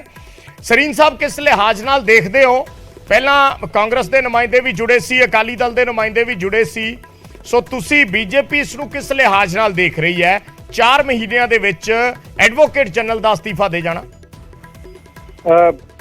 ਬੜੀ ਹੈਰਾਨੀ ਦੀ ਗੱਲ ਹੈ ਕਿ ਸਰਕਾਰ ਚੱਲ ਕਿਹੜੇ ਪਾਸੇ ਰਹੀ ਹੈ ਜੀ। ਕਦੀ ਇਹਨਾਂ ਨੂੰ ਡੀਜੀਪੀ ਪਸੰਦ ਨਹੀਂ ਆਉਂਦੇ, ਕਦੀ ਏਜੀ, ਔਰ ਜਿਸ ਤਰੀਕੇ ਦੇ ਨਾਲ ਬਦਲਾਵ ਦੀ ਗੱਲ ਕਰਦੇ ਸੀ, ਪਰ ਇਹ ਤੇ ਬਦਲੀਖੋਰੀ 'ਚ ਹੀ ਪਏ ਹੋਏ ਨੇ ਅਜੇ ਤੱਕ। ਜਾਂ ਸਿਆਸੀ ਬੰਦਿਆਂ ਨਾਲ ਬਦਲਾ ਕਰ ਰਹੇ ਨੇ ਤੇ ਜਾਂ ਫਿਰ ਲਗਾਤਾਰ ਬਦਲੀਆਂ ਹੋ ਰਹੀਆਂ ਨੇ, ਔਰ ਇੱਕ ਦਿਨ ਇੱਕ ਵਿਅਕਤੀ ਦੀ ਬਦਲੀ ਕਰਕੇ ਕਿਸੇ ਥਾਂ ਤੇ ਲਗਾਉਂਦੇ ਨੇ, ਅਗਲੇ ਦਿਨ ਫਰੈਸ਼ ਆਰਡਰ ਆਉਂਦਾ, ਉਹਨੂੰ ਉੱਥੋਂ ਚੱਕ ਕੇ ਦੂਜੀ ਥਾਂ ਲਗਾਇਆ ਜਾ ਰਿਹਾ। ਸੋ ਇਸ ਕਰਕੇ ਗਵਰਨਮੈਂਟ ਕਰ ਰਹੀ ਹੈ ਸਾਡੀ ਤੇ ਇਹ ਸਮਝ ਤੋਂ ਬਾਹਰ ਹੈ। ਔਰ ਅੱਜ ਏਜੀ ਸਾਹਿਬ ਦਾ ਰਿਜ਼ਾਈਨ ਦੇਣਾ ਇਹ ਸਰਕਾਰ ਵਾਸਤੇ ਮੈਂ ਕਹਿੰਦਾ ਇੱਕ ਬਹੁਤ ਵੱਡਾ ਝਟਕਾ ਹੈ ਜੀ, ਕਿ ਇਹਦਾ ਮਤਲਬ ਕੋਈ ਨਾ ਕੋਈ ਗੱਲ ਜਿਹੜੀ ਹੈਗੀ ਹੈ ਆਪਸ ਦੇ ਵਿੱਚ ਕਿਤੇ ਤਾਲਮੇਲ ਨਹੀਂ ਬੈਠ ਪਾ ਰਿਹਾ ਸਰਕਾਰ ਦਾ ਔਰ ਜਿਹੜੇ ਆਫੀਸਰਸ ਹੈਗੇ ਨੇ। And AG is officer of the court ਔਰ ਗਵਰਨਮੈਂਟ ਦਾ ਮੇਨ ਇੱਕ ਅੰਗ ਹੁੰਦਾ ਹੈ ਜੀ। ਉਹ ਵੀ ਇਹਨੇ ਛੋਟੇ ਸਮੇਂ ਦੇ ਵਿੱਚ ਰਿਜ਼ਾਈਨ ਕਰ ਗਏ ਨੇ ਥੋੜੇ ਦਿਨਾਂ 'ਚ। ਇਹਦਾ ਮਤਲਬ ਲੱਗਦਾ ਹੈ ਕਿ ਕਿਤੇ ਨਾ ਕਿਤੇ ਸਰਕਾਰ ਔਰ ਉਸਦੇ ਜਿਹੜੇ ਹੋਰ ਵਿਅਕਤੀ ਜਿਹੜੇ ਕੰਮ ਕਰ ਰਹੇ ਨੇ ਸਰਕਾਰ ਦੇ ਵਿੱਚ, ਉਹਨਾਂ ਦੇ ਵਿੱਚ ਤਾਲਮੇਲ 'ਚ ਆਪਸ 'ਚ ਕਮੀ ਹੈ, ਕੁੜੱਤਨ ਹੈ, ਜਿਹਦੇ ਕਰਕੇ ਬਿਹਤਰੀ ਵਾਸਤੇ ਕਿ ਬਜਾਏ ਦੇ ਕਿ ਇੱਕ ਤਮਾਸ਼ਾ ਬਣੇ ਉਹ ਰਿਜ਼ਾਈਨ ਕਰ ਰਹੇ ਨੇ। ਕਿਉਂਕਿ ਸਭ ਤੋਂ ਵੱਡੀ ਜਿਹੜੀ ਸਮੱਸਿਆ ਬਰਾੜ ਸਾਹਿਬ, ਜਿਹੜੀ ਸਮੱਸਿਆ ਹੈਗੀ ਹੈ, who is the authority to give directions. Punjab ਦੇ ਵਿੱਚ ਮੁੱਖ ਮੰਤਰੀ ਕੌਣ? ਕੰਸਟੀਟਿਊਸ਼ਨਲੀ ਠੀਕ ਹੈ ਭਗਵੰਤ ਮਾਨ ਜੀ ਮੁੱਖ ਮੰਤਰੀ ਨੇ, ਲੇਕਿਨ ਕੀ ਉਹ ਮੁੱਖ ਮੰਤਰੀ ਹੈਗੇ ਨੇ ਐਕਚੁਅਲੀ ਗਰਾਊਂਡ ਤੇ ਔਰ ਕੰਸਟੀਟਿਊਸ਼ਨਲੀ ਵਰਕ ਕਰ ਰਹੇ ਨੇ? ਕਿਉਂਕਿ ਹਰ ਫਾਈਲ ਤੇ 50 ਨੰਬਰ ਕੋਠੀ ਜਾਣੀ ਹੈ ਰਾਘਵ ਚੱਡਾ ਕੋਲੇ, ਹਰ ਦਿਸ਼ਾ ਨਿਰਦੇਸ਼ ਤੇ ਰਾਘਵ ਚੱਡਾ ਜਾਂ ਕੇਜਰੀਵਾਲ ਨੇ ਦੇਣਾ। ਤੇ ਕਿਹੜਾ ਅਫਸਰ ਜਿਹੜਾ ਹੈਗਾ ਵੈ ਐਕਸਟਰਾ ਕੰਸਟੀਟਿਊਸ਼ਨਲ ਅਥਾਰਟੀ ਦੇ ਆਰਡਰਸ ਮੰਨ ਕੇ ਕੰਮ ਕਰ ਪਾਏਗਾ? ਜੀ ਜਿਹੜੀ ਬਿਗੇਸਟ ਪ੍ਰੋਬਲਮ ਜਿਹੜੀ ਹੈਗੀ ਹੈ ਸਰਕਾਰ ਦੇ ਵਿੱਚ ਇਹ ਹੈਗੀ ਹੈ ਕਿ ਜਿਹੜੇ ਐਕਸਟਰਾ ਕੰਸਟੀਟਿਊਸ਼ਨਲ ਅਥਾਰਟੀਜ਼ ਬਣੀਆਂ ਹੋਈਆਂ ਨੇ, 2 ਸੁਪਰ ਸੀਐਮ ਬਣੇ ਹੋਏ ਨੇ, ਉਹ ਨਿਰਦੇਸ਼ ਦਿੰਦੇ ਨੇ ਔਰ ਸਰਕਾਰੀ ਅਫਸਰ ਕੋਈ ਵੀ ਹੋਵੇ ਉਹਨਾਂ ਨੂੰ ਲੀਗਲੀ ਮੰਨ ਨਹੀਂ ਸਕਦਾ। ਔਰ ਉਹ ਇਸ ਪਸ਼ੋਪੇਸ਼ ਦੇ ਵਿੱਚ ਹੈਗਾ ਕਿ ਵੀ ਆਰਡਰ ਮੰਨੀਏ ਤੇ ਕਿਹਦੇ ਮੰਨੀਏ? ਭਗਵੰਤ ਮਾਨ ਦੇ ਮੰਨੀਏ ਕਿ ਰਾਘਵ ਚੱਡਾ ਦੇ ਮੰਨੀਏ ਕਿ ਕੇਜਰੀਵਾਲ ਦੇ ਮੰਨੀਏ? ਸਾਹਿਬ, ਤੁਹਾਨੂੰ ਵੀ ਏਜੀ ਦੇ ਅਸਤੀਫੇ ਦੇ ਵਿੱਚ ਇਹੀ ਲੱਗਦਾ ਕਿ ਅੰਡਰ ਪ੍ਰੈਸ਼ਰ ਉਹਨਾਂ ਨੇ ਅਸਤੀਫਾ ਦਿੱਤਾ? ਨਹੀਂ, ਹੋਰ ਕੋਈ ਕਾਰਨ ਨਹੀਂ ਲੱਗਦਾ ਜੀ। ਐਡਵੋਕੇਟ ਕਦੀ ਮੈਦਾਨ ਚੋਂ ਨਹੀਂ ਭੱਜਦੇ। ਐਡਵੋਕੇਟ ਕਦੀ ਮੈਦਾਨ ਚੋਂ ਨਹੀਂ ਭੱਜਦੇ। There is something very serious in this matter between the coordination between the AG office or AG and the government। ਕਿਉਂਕਿ ਸਿਰਫ ਬਦਲਾਖੋਰੀ ਦੀ ਭਾਵਨਾ 'ਚ ਬੈਠੇ ਰਹੇ, ਕੋਈ ਵੀ ਕਾਨੂੰਨੀ ਕੰਮ ਜਿਹੜਾ ਹੈਗਾ ਕਾਨੂੰਨ ਦੇ ਤਰੀਕੇ ਨਾਲ ਹੀ ਹੋਏਗਾ। ਇਹਨਾਂ ਦੇ ਹੱਥ ਤੇ 100 ਚਾਹੀਦੀ ਹੈ, ਉਹ ਸੰਭਵ ਨਹੀਂ ਹੈ ਕਿਉਂਕਿ ਇਹਨਾਂ ਕੋਲ ਅਕਲ ਨਹੀਂ ਹੈਗੀ ਕੰਮ ਚਲਾਉਣ ਦੀ। ਇਹ ਟੋਟਲੀ ਇਨਐਕਸਪੀਰੀਅੰਸਡ ਗਵਰਨਮੈਂਟ ਹੈਗੀ ਹੈ, ਇਨਐਕਸਪੀਰੀਅੰਸਡ ਇਹਨਾਂ ਦੇ ਮੰਤਰੀ ਨੇ, MLAs ਨੇ, ਦੇ ਆਰ ਆਲ ਡੂਇੰਗ ਜਿਹੜੇ ਕਿ ਇੱਕ ਬਚਪਨੇ ਵਾਲੀ ਗੱਲਾਂ ਕਰਦੇ ਪਏ ਨੇ, ਜਿਹਦੇ ਕਰਕੇ ਕਿ ਐਡਮਿਨਿਸਟ੍ਰੇਸ਼ਨ ਜਿਹੜੀ ਹੈਗੀ ਪੰਜਾਬ ਦੇ ਟੋਟਲੀ ਫੇਲ ਹੋਈ ਹੈ। ਪਰ ਸਰੀਨ ਸਾਹਿਬ, ਤੁਹਾਨੂੰ ਨਹੀਂ ਲੱਗਦਾ ਤੁਹਾਡਾ ਵੀ ਲੰਬਾ ਚੌੜਾ ਤਜਰਬਾ ਹੈ ਕਿ ਜੇ ਨਵੀਂ ਸਰਕਾਰ ਹੈ, ਜੇ ਮੰਨ ਲਓ ਵੀ ਤਜਰਬਾ ਹੈ ਨਹੀਂ, ਨਵੇਂ ਬੰਦੇ ਹੈ, ਤਾਂ ਉਹਨਾਂ ਨੂੰ ਫਿਰ ਤਜਰਬਾ ਸਿੱਖਣ ਤੇ ਥੋੜਾ ਟਾਈਮ ਤੇ ਲੱਗੇਗਾ। ਸਿੱਖੋ ਕਿੱਥੋਂ? ਸਵਾਲ ਤੇ ਹੈ, ਜੇ ਤੁਸੀਂ ਕੰਮ ਕਰੋਗੇ ਤਾਂ ਸਿੱਖੋਗੇ। ਹਰ ਇੱਕ ਮੰਤਰੀ ਦੇ ਨਾਲ ਤੇ ਇੱਕ ਦਿੱਲੀ ਤੋਂ ਆ ਕੇ ਬੰਦਾ ਬਿਠਾਇਆ ਹੋਇਆ ਜੀ। ਮੰਤਰੀ ਕੋਲ ਪਾਵਰ ਹੈ ਨਹੀਂ ਫਾਈਲ ਸਾਈਨ ਕਰਨ ਦੀ, ਜਦ ਤੱਕ ਉਹਦੇ ਅੱਖ ਦਾ ਇਸ਼ਾਰਾ ਨਾ ਹੋ ਜਾਏ। ਜੀ ਇਸ ਤਰ੍ਹਾਂ ਸਰਕਾਰਾਂ ਚੱਲਦੀਆਂ ਨੇ। ਹਰ ਡਿਪਾਰਟਮੈਂਟ ਦੇ ਵਿੱਚ ਦਿੱਲੀੋਂ ਦੱਸੋ ਮੈਨੂੰ ਕਿਸ ਅਥਾਰਟੀ ਦੇ ਨਾਲ ਦਿੱਲੀ ਤੋਂ ਆ ਕੇ ਬੰਦੇ ਹਰ ਇੱਕ ਡਿਪਾਰਟਮੈਂਟ 'ਚ ਬੈਠੇ ਨੇ। ਸਰਕਾਰ ਤੇ ਉਹ ਚਲਾ ਰਹੇ ਨੇ। ਨਹੀਂ, ਪਰ ਇਹ ਤੁਸੀਂ ਕਿਵੇਂ ਕਹਿ ਸਕਦੇ ਹੋ? ਜਾ ਰਿਹਾ ਹੈ ਕਿ ਬਹੁਤ ਚਿੰਤਾ ਦਾ ਵਿਸ਼ਾ ਬਣ ਜਾਏਗਾ। ਤੁਸੀਂ ਕਿਵੇਂ ਕਹਿ ਸਕਦੇ ਹੋ, ਜਾਂ ਤੁਹਾਡੇ ਕੋਲੇ ਕੋਈ ਅੰਦਰੂਨੀ ਜਾਣਕਾਰੀ ਹੈ? ਤੁਸੀਂ ਜਾ ਕੇ ਸੈਕਟਰੀ ਪਤਾ ਕਰ ਲਓ। ਫਾਈਲ ਕਿਹਦੇ ਕੋਲ ਕਲੀਅਰ ਹੁੰਦੀ ਹੈ?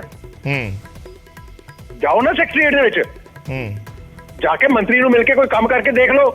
ਉੱਥੇ ਉਹਨਾਂ ਦਾ ਕੀ ਰਿਐਕਸ਼ਨ ਹੁੰਦਾ। ਜਦ ਤੱਕ ਅੱਖ ਦਾ ਇਸ਼ਾਰਾ ਦੂਜੇ ਪਾਸੋਂ ਨਹੀਂ ਹੁੰਦਾ, ਤਦ ਤੱਕ ਵਿਚਾਰਾ ਮੰਤਰੀ ਵੀ ਨਹੀਂ ਬੋਲ ਪਾਉਂਦਾ। ਨਹੀਂ, ਚਲੋ ਸਾਨੂੰ ਤੇ ਕੋਈ ਲੋੜ ਹੀ ਨਹੀਂ ਹੁੰਦੀ ਜੀ, ਅਸੀਂ ਤੇ ਕੀ ਕਰਨਾ ਹੈ ਫਾਈਲ ਕਲੀਅਰ ਕਰਾ ਕੇ। ਸਾਡਾ ਤਾਂ ਮਤਲਬ ਇੱਕ ਇੰਟਰਵਿਊ ਲੈਣ ਤੱਕ ਜਾਂ ਰਿਐਕਸ਼ਨ ਲੈਣ ਤੱਕ ਹੁੰਦਾ, ਆਪਾਂ ਉਨਾ ਹੀ ਰਾਬਤਾ ਰੱਖਦੇ ਹਾਂ।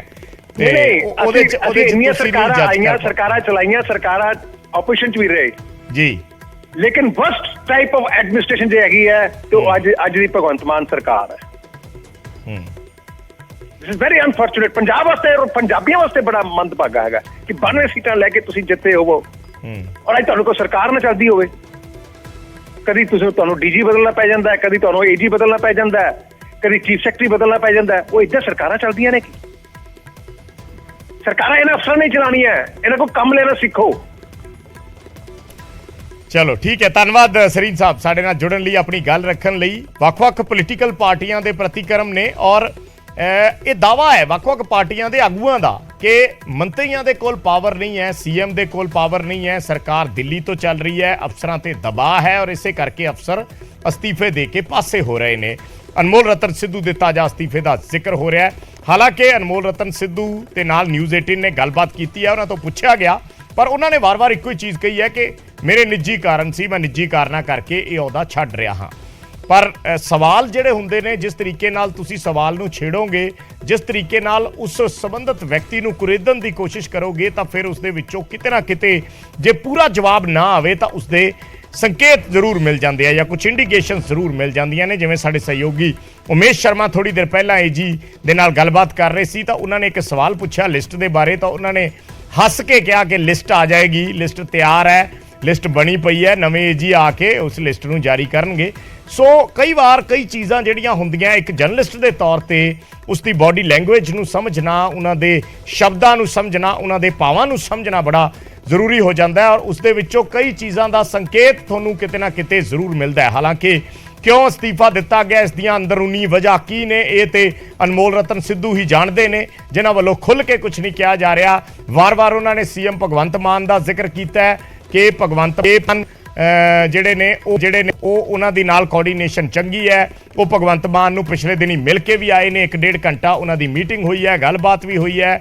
ਪਰ ਨਾਲ ਦੀ ਨਾਲ ਉਹਨਾਂ ਨੇ ਕਿਹਾ ਕਿ ਮੈਂ ਤਾਂ ਆਪਣਾ ਅਸਤੀਫਾ 19 ਤਰੀਕ ਨੂੰ ਹੀ ਦੇ ਦਿੱਤਾ ਸੀ, ਉਸ ਤੋਂ ਬਾਅਦ ਮੈਨੂੰ ਇੰਤਜ਼ਾਰ ਸੀ ਕਿ ਕਦੋਂ ਅਸਤੀਫਾ ਮਨਜ਼ੂਰ ਹੋਏਗਾ, ਫੇਰ ਹੀ ਉਹ ਅੱਗੇ ਇਸ ਖਬਰ ਦੀ ਪੁਸ਼ਟੀ ਕਰਨਗੇ। ਕੱਲ ਨਿਊਜ਼ 18 ਨਾਲ ਗੱਲ ਹੋਈ ਸੀ ਤਾਂ ਉਸ ਵੇਲੇ ਇਹ ਕਿਉਂਕਿ ਚਰਚਾਵਾਂ ਸੀ, ਤਾਂ ਜਦੋਂ ਅਨਮੋਲ ਰਤਨ ਸਿੱਧੂ ਹੋਰਾਂ ਨੂੰ ਪੁੱਛਿਆ ਗਿਆ ਤਾਂ ਉਹਨਾਂ ਨੇ ਕਿਹਾ ਕਿ ਨਹੀਂ, ਮੈਂ ਕੋਈ ਅਸਤੀਫਾ ਨਹੀਂ ਦਿੱਤਾ। ਪਰ ਅੱਜ ਉਹ ਇਸ ਗੱਲ ਨੂੰ ਮੰਨ ਗਏ ਕਿ ਕੱਲ ਮੈਂ ਮਨਾ ਇਸ ਲਈ ਕੀਤਾ ਸੀ ਕਿਉਂਕਿ ਉਦੋਂ ਤੱਕ ਅਸਤੀਫਾ ਮਨਜ਼ੂਰ ਨਹੀਂ ਹੋਇਆ ਸੀ, ਤੇ ਉਹਨਾਂ ਨੇ ਕਿਹਾ ਕਿ ਜਦੋਂ ਮਨਜ਼ੂਰ ਹੋਏਗਾ ਫੇਰ ਹੀ ਮੈਂ ਇਹ ਗੱਲ ਬਾਕੀ ਬਾਹਰ ਸਾਂਝੀ ਕਰਾਂਗਾ। ਤੇ ਅੱਜ ਉਹਨਾਂ ਨੇ ਮੀਡੀਆ ਦੇ ਨਾਲ ਸਾਂਝੀ ਕੀਤੀ, ਯਾਨੀ ਅੱਜ ਉਹਨਾਂ ਦਾ ਅਸਤੀਫਾ ਮਨਜ਼ੂਰ ਹੋ ਗਿਆ ਔਰ ਹੁਣ ਜਿਹੜਾ ਹੈ ਨਵੇਂ AG ਦੀਆਂ ਚਰਚਾਵਾਂ ਨੇ। ਨਿਊਜ਼ ਰੂਮ ਦਾ ਰੁਖ ਕਰ ਲੈਂਦੇ ਹਾਂ, ਮੇਰੇ ਸਹਿਯੋਗੀ ਗੌਰਵ ਸ਼ੁਕਲਾ ਜੁੜ ਰਹੇ ਨੇ। ਗੌਰਵ, ਜਿਸ ਤਰੀਕੇ ਨਾਲ ਅਨਮੋਲ ਰਤਨ ਸਿੱਧੂ ਨੂੰ ਆਪਾਂ ਸੁਣ ਰਹੇ ਸੀ, ਇੱਕ ਤੇ ਬੜੀ ਜ਼ਾਹਿਰ ਜੀ ਗੱਲ ਹੈ ਕਿ ਕੋਈ ਵੀ ਵਿਅਕਤੀ ਸਿੱਧਾ ਆ ਕੇ ਤਾਂ ਇਹ ਗੱਲ ਨਹੀਂ ਕਹੇਗਾ ਕਿ ਮੇਰਾ ਆ ਮਨਮੁਟਾਵ ਸੀ, ਮੇਰੇ ਆ ਰੀਜ਼ਨ ਸੀ, ਇਸ ਕਰਕੇ ਮੈਂ ਆਪਣੇ ਅਹੁਦੇ ਨੂੰ ਛੱਡਦਾ, ਆਪਣੇ ਅਹੁਦੇ ਤੋਂ ਬੈਕ ਆਊਟ ਕਰਦਾ। ਸੋ ਕੁਝ ਚੀਜ਼ਾਂ ਜਿਹੜੀਆਂ ਹੁੰਦੀਆਂ ਨੇ ਉਹ ਸੰਕੇਤ ਹੁੰਦੇ ਨੇ, ਕੁਝ ਚਰਚਾਵਾਂ ਹੁੰਦੀਆਂ ਨੇ, ਕੁਝ ਮੀਡੀਆ ਦੇ ਸੋਰਸਸ ਹੁੰਦੇ ਨੇ, ਤੁਸੀਂ ਪਤਾ ਕਰ ਲੈਂਦੇ ਹੋ ਸੱਜੇ ਖੱਬਿਓਂ ਕਿ ਅਸਲ 'ਚ ਰੌਲਾ ਕੀ ਸੀ, ਵਕੀਲ ਭਾਈਚਾਰਾ ਕੀ ਸੋਚਦਾ ਹੈ, ਉਹਨਾਂ ਦੇ ਵਿੱਚ ਕੀ ਗੱਲਾਂ ਬਾਤਾਂ ਸੀ। ਜੇ ਮੋٹے ਤੌਰ ਤੇ ਰੀਜ਼ਨ ਸਮਝਣੇ ਚਾਹੀਏ ਤਾਂ ਇੱਕ ਦੋ ਰੀਜ਼ਨ ਕੀ ਹੋ ਸਕਦੇ ਅਸਤੀਫੇ ਦੇ, ਕੁਝ ਐਸੀ ਕੋਈ ਸੋਰਸਸ ਤੋਂ ਖਬਰ ਜਾਂ ਕੋਈ ਜਾਣਕਾਰੀ ਹੋਵੇ? ਬਿਲਕੁਲ ਵਿਜੇ, ਦੇਖੋ ਦੋ ਤਿੰਨ ਚੀਜ਼ਾਂ ਹੈਗੀਆਂ। ਪਹਿਲੀ ਗੱਲ ਤਾਂ ਇਹ ਹੈ ਕਿ 19 ਤਰੀਕ ਨੂੰ ਰਿਜ਼ਾਈਨ ਕੀਤਾ ਗਿਆ ਔਰ ਉਸ ਤੋਂ ਬਾਅਦ ਲੱਗ ਰਿਹਾ ਕਿ 4-5 ਦਿਨ ਮਨਾਉਣ ਦੀ ਕੋਸ਼ਿਸ਼ ਕੀਤੀ ਗਈ, ਜਿਸ ਦੇ ਵਿੱਚ ਸ਼ਾਇਦ ਨਹੀਂ ਮੰਨੇ। ਜਾਂ ਦੂਜਾ ਪੁਆਇੰਟ ਇਹ ਹੈ ਕਿ 19 ਤਰੀਕ ਤੋਂ ਬਾਅਦ ਅੰਦਰ ਖਾਤੇ ਤਿਆਰੀ ਕੀਤੀ ਗਈ ਕਿ ਅਗਲਾ ਏਜੀ ਕਿਹੜਾ ਹੋਏਗਾ, ਉਸ ਤੋਂ ਬਾਅਦ ਹੀ ਇਹ ਖਬਰ ਨੂੰ ਬਾਹਰ ਆਉਣ ਦਿੱਤਾ ਜਾਵੇ। 19 ਤਰੀਕ ਰਿਜ਼ਾਈਨ ਦੇ ਉੱਤੇ ਡੇਟ ਲਿਖੀ ਗਈ ਹੈ ਔਰ 2-3 ਲਾਈਨਾਂ ਦੇ ਵਿੱਚ ਜੇ ਰਿਜ਼ਾਈਨ ਕੀਤਾ ਗਿਆ ਤਾਂ ਉਸ ਦਾ ਵੀ ਇੱਕ ਸਿੱਧਾ ਮਤਲਬ ਹੁੰਦਾ ਹੈ ਕਿ ਬਸ ਦੇ ਰਹੇ ਹਾਂ ਅਸਤੀਫਾ, ਕਿ ਖੁੱਲ ਕੇ ਕੁਝ ਬੋਲਣਾ ਨਹੀਂ ਜਾਂ ਕੁਝ ਕਹਿਣਾ ਨਹੀਂ। ਹੁਣ ਨੈਕਸਟ ਪੁਆਇੰਟ ਇਹ ਹੈ ਕਿ ਕਿੱਥੇ ਜਾ ਕੇ ਕੋਈ ਨਾ ਕੋਈ ਅੜਿੱਕਾ ਬਣ ਗਿਆ, ਕਿਉਂਕਿ ਬੇਸ਼ੱਕ ਇਹ ਕਿਹਾ ਜਾ ਰਿਹਾ ਹੋਵੇ ਕਿ ਪਰਸਨਲ ਰੀਜ਼ਨਸ ਨੇ ਕੁਝ ਜਾਂ ਫਿਰ ਕੋਈ ਨਾ ਕੋਈ ਪਰਿਵਾਰਕ ਇਸ਼ੂਜ਼ ਨੇ, ਇਸ ਕਰਕੇ ਅਸੀਂ ਰਿਜ਼ਾਈਨ ਕਰ ਰਹੇ ਹਾਂ, ਮੈਂ ਰਿਜ਼ਾਈਨ ਕਰ ਰਿਹਾ। ਖੈਰ ਇੱਕ ਦੱਸਣ ਨੂੰ ਠੀਕ ਹੈ, ਪਰ ਮੰਨਣਾ ਥੋੜਾ ਜਿਹਾ, ਹਜ਼ਮ ਕਰਨਾ ਇਸ ਤਰੀਕੇ ਨਾਲ ਔਖਾ ਹੁੰਦਾ, ਉਹ ਵੀ ਇਸ ਕਰਕੇ ਕਿਉਂਕਿ ਪਿਛਲੇ 3-4 ਮਹੀਨੇ ਹੀ ਸਿਰਫ ਹੋਏ ਨੇ। 19 ਮਾਰਚ ਤੋਂ 19 ਜੁਲਾਈ ਦਾ ਦਿਨ ਆਇਆ, ਰਿਜ਼ਾਈਨ ਤੁਸੀਂ ਕਰ ਦਿੱਤਾ। ਔਰ ਜੇ ਹੁਣ ਕਾਰਨਾਂ ਦੀ ਗੱਲ ਕਰੀਏ, ਕਾਰਨ ਜਿਹੜੇ ਵੱਡੇ ਕੇਸਿਸ ਨੇ ਇਸ ਸਮੇਂ ਪੰਜਾਬ ਦੇ ਵਿੱਚ ਕਿਹੜੇ? ਇੱਕ ਹੈਗਾ ਬੇਅਦਬੀ ਦਾ ਕੇਸ, ਉਸ ਤੋਂ ਬਾਅਦ ਬੰਦੀ ਸਿੰਘਾਂ ਦੀ ਰਿਹਾਈ ਦਾ ਕੇਸ, ਉਸ ਤੋਂ ਬਾਅਦ ਡਰੱਗਸ ਦਾ ਕੇਸ, ਸਿੱਧੂ ਮੂਸੇਵਾਲਾ ਦੀ ਮੌਤ ਤੋਂ ਬਾਅਦ ਗੈਂਗਸਟਰਾਂ ਵਾਲਾ ਕੇਸ। ਗੈਂਗਸਟਰਾਂ ਵਾਲੇ ਕੇਸ ਦੇ ਵਿੱਚ ਜ਼ਰੂਰ ਪੁਲਿਸ ਨੂੰ ਕਾਮਯਾਬੀ, ਪ੍ਰਸ਼ਾਸਨ ਨੂੰ, ਵਕੀਲਾਂ ਦੀ ਟੀਮ ਨੂੰ ਕਾਮਯਾਬੀ ਮਿਲੀ ਜਦੋਂ ਜਾ ਕੇ ਖੁਦ ਪੈਰਵੀ ਕਰਦੇ ਨੇ। ਇਹ ਇੱਕ ਤਰੀਕੇ ਨਾਲ ਪਿੱਠ ਥਾਪੜੀ ਜਾ ਰਹੀ ਸੀ ਏਜੀ ਅਨਮੋਲ ਰਤਨ ਸਿੱਧੂ ਦੀ। ਜਦੋਂ ਉਹ ਲਾਰੈਂਸ ਬਿਸ਼ਨੋਈ ਨੂੰ ਟ੍ਰਾਂਜ਼ਿਟ ਰਿਮਾਂਡ ਦੇ ਉੱਤੇ ਲੈਣ ਪੁਲਿਸ ਪਹੁੰਚੀ ਤਾਂ ਅਦਾਲਤ ਦੇ ਵਿੱਚ ਪੈਰਵੀ ਕਰਨ ਦੇ ਲਈ, ਤਰਕ ਦੇਣ ਦੇ ਲਈ ਖੁਦ ਏਜੀ ਪਹੁੰਚੇ ਹੁੰਦੇ ਨੇ। ਇਸ ਕਰਕੇ ਖੂਬ ਉਹਨਾਂ ਦੀ ਸ਼ਲਾਘਾ ਵੀ ਹੋਈ ਉਸ ਸਮੇਂ। ਤਾਂ ਗੈਂਗਸਟਰਾਂ ਵਾਲੇ ਕੇਸਿਸ ਦੇ ਵਿੱਚ ਲਗਾਤਾਰ ਜਿਸ ਤਰੀਕੇ ਨਾਲ ਉਹਨਾਂ ਦੀਆਂ ਟੀਮਾਂ ਨੇ ਲਾਰੈਂਸ ਬਿਸ਼ਨੋਈ ਦਾ, ਜੱਗੂ ਭਗਵਾਨਪੁਰੀਆ ਦਾ ਰਿਮਾਂਡ ਲਿਆ ਔਰ ਲਗਾਤਾਰ ਉਹਨਾਂ ਨੂੰ ਪੰਜਾਬ ਦੇ ਵਿੱਚ ਰੱਖਿਆ, ਤਾਂ ਆਹ ਕੇਸ ਦੇ ਵਿੱਚ ਜ਼ਿਆਦਾ ਸਵਾਲ ਉੱਠੇ ਨਹੀਂ। ਉਸ ਤੋਂ ਬਾਅਦ ਆਉਂਦਾ ਹੈ ਜਿਹੜਾ ਕੇਸ ਡਰੱਗਸ ਦਾ। ਡਰੱਗਸ ਦੇ ਕੇਸ ਦੇ ਵਿੱਚ ਪੁਲਿਸ ਆਪਣਾ ਕੰਮ ਕਰ ਰਹੀ ਹੈ, ਜਿਸ ਕੇਸ ਦੇ ਵਿੱਚ ਵੱਡੇ ਨਾਮ ਵੀ ਪਿੱਛੇ ਜੇ ਜ਼ਰੂਰ ਸੁਰਖੀਆਂ ਦੇ ਵਿੱਚ ਰਹੇ, ਬਿਕਰਮ ਮਜੀਠੀਆ ਵੀ ਨੇ, ਉਹ ਵੀ ਅਦਾਲਤ ਦੇ ਵਿੱਚ, ਉਸ ਨੂੰ ਲੈ ਕੇ ਜ਼ਿਆਦਾ ਸਵਾਲ ਨਹੀਂ। ਪਰ ਜਿਹੜਾ ਬੇਅਦਬੀ ਦਾ ਕੇਸ ਹੈ, ਮੈਂ ਉਸ ਤੋਂ ਬਾਅਦ ਜਾਣਾ ਹੈ ਜਿਹੜੀਆਂ ਹੋਰ ਵੀ ਚਰਚਾਵਾਂ ਨੇ। ਬੇਅਦਬੀ ਦੇ ਕੇਸ ਦੇ ਵਿੱਚ ਤੁਹਾਨੂੰ ਯਾਦ ਹੋਏਗਾ ਕਿ 23 ਤਰੀਕ ਨੂੰ ਹਰਜੋਤ ਬੈਂਸ ਅਤੇ ਜਿਹੜੇ ਵਿਧਾਨ ਸਭਾ ਦੇ ਸਪੀਕਰ ਨੇ ਕੁਲਤਾਰ ਸੰਧਵਾ, ਉਹ ਪਹੁੰਚਦੇ ਨੇ ਬਾਈਬਲ ਕਲਾਂ ਦੇ ਵਿੱਚ ਜਾ ਕੇ, ਉੱਥੇ ਜਿਹੜੀਆਂ ਸਿੱਖ ਜਥੇਬੰਦੀਆਂ ਨੇ ਉਹਨਾਂ ਦੇ ਨਾਲ ਗੱਲਬਾਤ ਕਰਦੀਆਂ ਨੇ। ਸਿੱਖ ਜਥੇਬੰਦੀਆਂ ਦੇ ਵੱਲੋਂ ਸਪਸ਼ਟ ਤੌਰ ਦੇ ਉੱਤੇ ਕਹਿ ਦਿੱਤਾ ਗਿਆ ਕਿ ਅਸੀਂ ਹੋਰ ਸਮਾਂ ਨਹੀਂ ਦੇਣਾ। ਤਾਂ ਜਿਹੜਾ ਸਿੱਖ ਜਥੇਬੰਦੀਆਂ ਨੇ ਇੱਕ ਤਰੀਕੇ ਨਾਲ ਸਰਕਾਰ ਨੂੰ ਸਮਾਂ ਦਿੱਤਾ ਸੀ 3-4 ਮਹੀਨੇ ਦਾ ਕਿ ਇਸ ਪੂਰੇ ਮਾਮਲੇ 'ਚ ਸਾਨੂੰ ਇਨਸਾਫ ਦਿਵਾਓ, ਤਾਂ ਕਿ ਇਸ ਤਰੀਕੇ ਨਾਲ ਹੀ ਸਰਕਾਰ ਦੇ ਵੱਲੋਂ ਏਜੀ ਨੂੰ ਕੋਈ ਸਮਾਂ ਦਿੱਤਾ ਗਿਆ ਸੀ ਕਿ ਇਸ ਪੂਰੇ ਕੇਸਿਸ ਦੀ ਪੈਰਵੀ ਕਰਕੇ ਇਹਨੂੰ ਸਿਰੇ ਲਗਾਓ? ਇਹ ਇੱਕ ਵੱਡਾ ਸਵਾਲ ਹੈ। ਉਸ ਤੋਂ ਬਾਅਦ ਕਿਉਂਕਿ ਲਗਾਤਾਰ ਸਿੱਖ ਜਥੇਬੰਦੀਆਂ ਸਾਬਕਾ ਡੀਜੀਪੀ ਸੁਮੇਧ ਸੈਣੀ ਦੇ ਉੱਤੇ ਉਂਗਲ ਚੁੱਕਦੀਆਂ ਨੇ ਤੇ ਬਲੈਂਕਟ ਬੇਲ ਦਾ ਜ਼ਿਕਰ ਹੁੰਦਾ ਹੈ, ਪਰ ਬਲੈਂਕਟ ਬੇਲ ਕੀ ਇਸ ਸਮੇਂ ਨਹੀਂ ਹੈ ਤਾਂ ਫਿਰ ਕੀ ਕਾਰਵਾਈ ਨਹੀਂ ਹੋਈ, ਕਿ ਅਰੈਸਟ ਵਾਰੰਟ ਨਹੀਂ ਕਢਵਾ ਸਕੇ? ਇਹ ਵੀ ਇੱਕ ਕੇਸ ਇਸ ਸਮੇਂ ਹੈਗਾ ਹੈ। ਤਾਂ ਬੇਅਦਬੀ ਵਾਲੇ ਕੇਸਿਸ ਦੇ ਵਿੱਚ ਪੈਰਵੀ ਜਿਸ ਤਰੀਕੇ ਨਾਲ ਹੋ ਰਹੀ ਸੀ, ਹਾਲਾਂਕਿ ਏਜੀ ਅਨਮੋਲ ਰਤਨ ਸਿੱਧੂ ਜੋ ਹੁਣ ਸਾਬਕਾ ਹੋ ਚੁੱਕੇ ਨੇ, ਉਹ ਜ਼ਰੂਰ ਕਹਿ ਗਏ ਕਿ ਨਹੀਂ, ਮੈਂ ਸੰਤੁਸ਼ਟ ਹਾਂ ਜਿਸ ਤਰੀਕੇ ਨਾਲ ਮੇਰੀ ਟੀਮ ਨੇ ਕੰਮ ਕੀਤਾ। ਔਰ ਇਨਫੈਕਟ ਇੱਥੇ ਇੱਕ ਇਹ ਵੀ ਕਾਬਿਲ ਗੌਰ ਹੈ ਕਿ ਜਿਹੜੀ ਮੋਗਾ ਦੇ ਵਿੱਚ ਬੇਅਦਬੀ ਹੋਈ ਸੀ 2015 ਦੇ ਵਿੱਚ, ਬਰਗਾੜੀ ਵਾਲੇ ਪੂਰੇ ਘਟਨਾਕ੍ਰਮ ਤੋਂ ਬਾਅਦ ਮਲਕੇ ਤੇ ਗੁਰਸਰ ਦੇ ਵਿੱਚ, ਉਸ ਦੇ ਵਿੱਚ ਅਦਾਲਤ ਨੇ ਸਜ਼ਾ ਸੁਣਾਈ, ਅਦਾਲਤ ਨੇ ਫੈਸਲਾ ਸੁਣਾਇਆ, ਤਾਂ ਉਸ ਨੂੰ ਲੈ ਕੇ ਵੀ ਆਮ ਆਦਮੀ ਪਾਰਟੀ ਨੇ ਸਰਕਾਰ ਦੇ ਵਕੀਲਾਂ ਦੀ ਪਿੱਠ ਥਾਪੜੀ ਕਿ ਉਹਨਾਂ ਨੇ ਵਧੀਆ ਕੰਮ ਕੀਤਾ ਸੀ। ਪਰ ਇਸ ਸਮੇਂ ਚਰਚਾਵਾਂ 2-3 ਚੀਜ਼ਾਂ ਨੂੰ ਲੈ ਕੇ, ਇੱਕ ਤਾਂ ਬੰਦੀ ਸਿੰਘਾਂ ਦੀ ਰਿਹਾਈ, ਕਿ ਪ੍ਰੋਫੈਸਰ ਭੁੱਲਰ ਦੀ ਜਿਹੜੀ ਰਿਹਾਈ ਦਾ ਮਸਲਾ ਹੈ ਉਹ ਹਾਈ ਕੋਰਟ ਦੇ ਵਿੱਚ ਜਾ ਕੇ ਪੰਜਾਬ ਸਰਕਾਰ ਦੇ ਵਕੀਲਾਂ ਨੇ ਕਿਹਾ ਕਿ ਇਹ ਫਾਈਲ ਦਿੱਲੀ ਦੇ ਕੋਲ ਹੈ, ਕਿ ਇਹ ਵਜ੍ਹਾ ਬਣ ਗਈ। ਉਸ ਤੋਂ ਬਾਅਦ ਇੱਕ ਕੇਸ ਸਾਹਮਣੇ ਆਇਆ ਸੀ, ਤੁਹਾਨੂੰ ਯਾਦ ਹੋਏਗਾ, ਜਿਸ ਦੇ ਵਿੱਚ ਜਿਹੜੀ ਟੀਮ ਰੱਖੀ ਜਾਂਦੀ ਹੈ ਏਜੀ ਦੇ ਵੱਲੋਂ, ਉਸ ਦੇ ਵਿੱਚ ਜਿਹੜੇ ਐਸੀ ਭਾਈਚਾਰੇ ਦੇ ਲੋਕਾਂ ਨੂੰ ਰੱਖਣ ਦੇ ਲਈ ਉਹ ਵੀ ਅਦਾਲਤ ਜਾ ਕੇ ਡਿਫੈਂਡ ਕਰਨਾ ਸ਼ੁਰੂ ਕਰ ਦਿੱਤਾ। ਉਸ ਨੂੰ ਵੀ ਬਾਅਦ ਦੇ ਵਿੱਚ ਕਿਹਾ ਗਿਆ ਕਿ ਨਹੀਂ, ਇਸ ਤਰ੍ਹਾਂ ਅਸੀਂ ਨਹੀਂ ਕੀਤਾ, ਤਾਂ ਉਹ ਵੀ ਇੱਕ ਤਰੀਕੇ ਨਾਲ ਪਟੀਸ਼ਨ ਵਾਪਸ ਲਈ।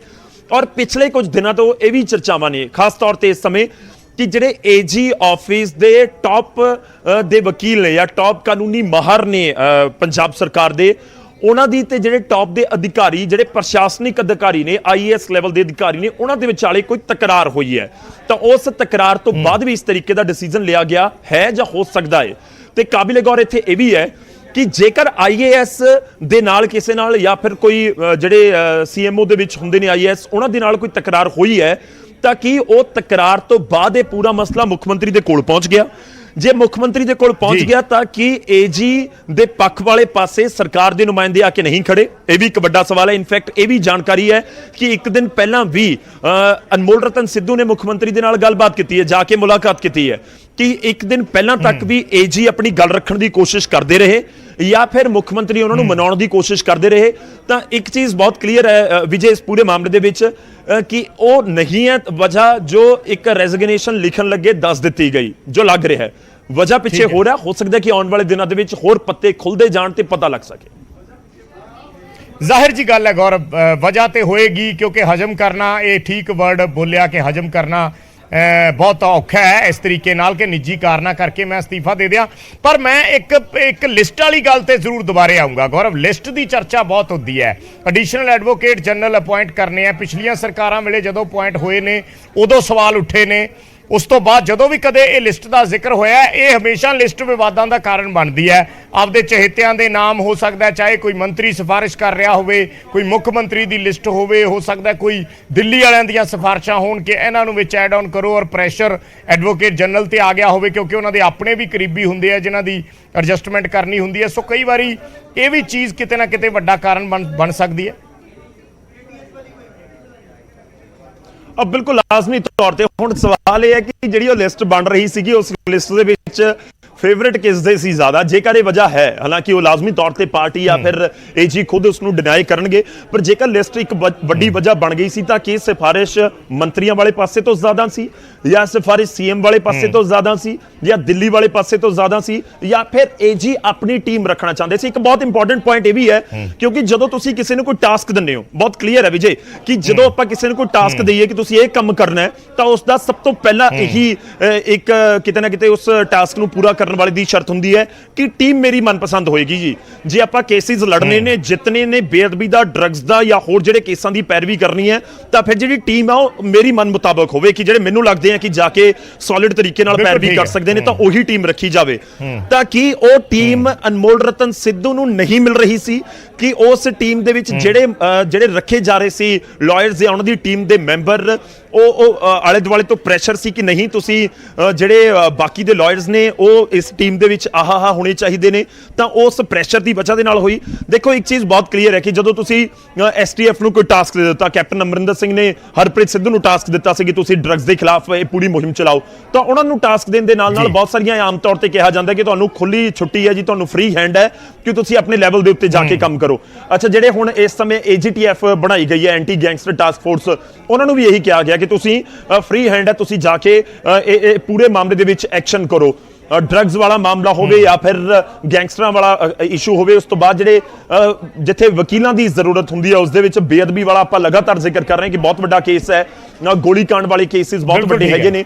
तां ओह लाजमी तौर ते है कि हो सकदा है कि एजी कह रहे होण, यानी कि अनमोल रतन सिद्धू कह रहे होण कि टीम मेरी मनपसंद होएगी, पर टीम मिल नहीं रही सी ते उस तो बाद इस तरीके दा ये फैसला लिया गया। मैं एक होर छोटा जिहा ऐड कर दवां क्योंकि ਤੁਹਾਨੂੰ ਯਾਦ ਹੋਏਗਾ ਕਿ ਜਦੋਂ ਨਵਜੋਤ ਸਿੰਘ ਸਿੱਧੂ ਪੰਜਾਬ ਕਾਂਗਰਸ ਦੇ ਪ੍ਰਧਾਨ ਬਣੇ, ਕੈਪਟਨ ਅਮਰਿੰਦਰ ਸਿੰਘ ਫਿਰ ਉਸ ਤੋਂ ਬਾਅਦ ਹਟ ਗਏ ਮੁੱਖ ਮੰਤਰੀ ਦੇ ਅਹੁਦੇ ਤੋਂ, ਚਰਨਜੀਤ ਸਿੰਘ ਚੰਨੀ ਆ ਗਏ, ਤਾਂ ਜਿਹੜੀ ਨਿਯੁਕਤੀ ਹੋਈ ਏਜੀ ਦੀ ਉਸ ਨੂੰ ਲੈ ਕੇ ਬੜੇ ਸਵਾਲ ਉੱਠੇ ਔਰ ਕਾबिल गौर है कि फिर एजी ਨੂੰ ਹਟਾਉਣਾ ਪੈ ਗਿਆ, एजी ਨੂੰ ਬਦਲਣਾ ਪੈ ਗਿਆ।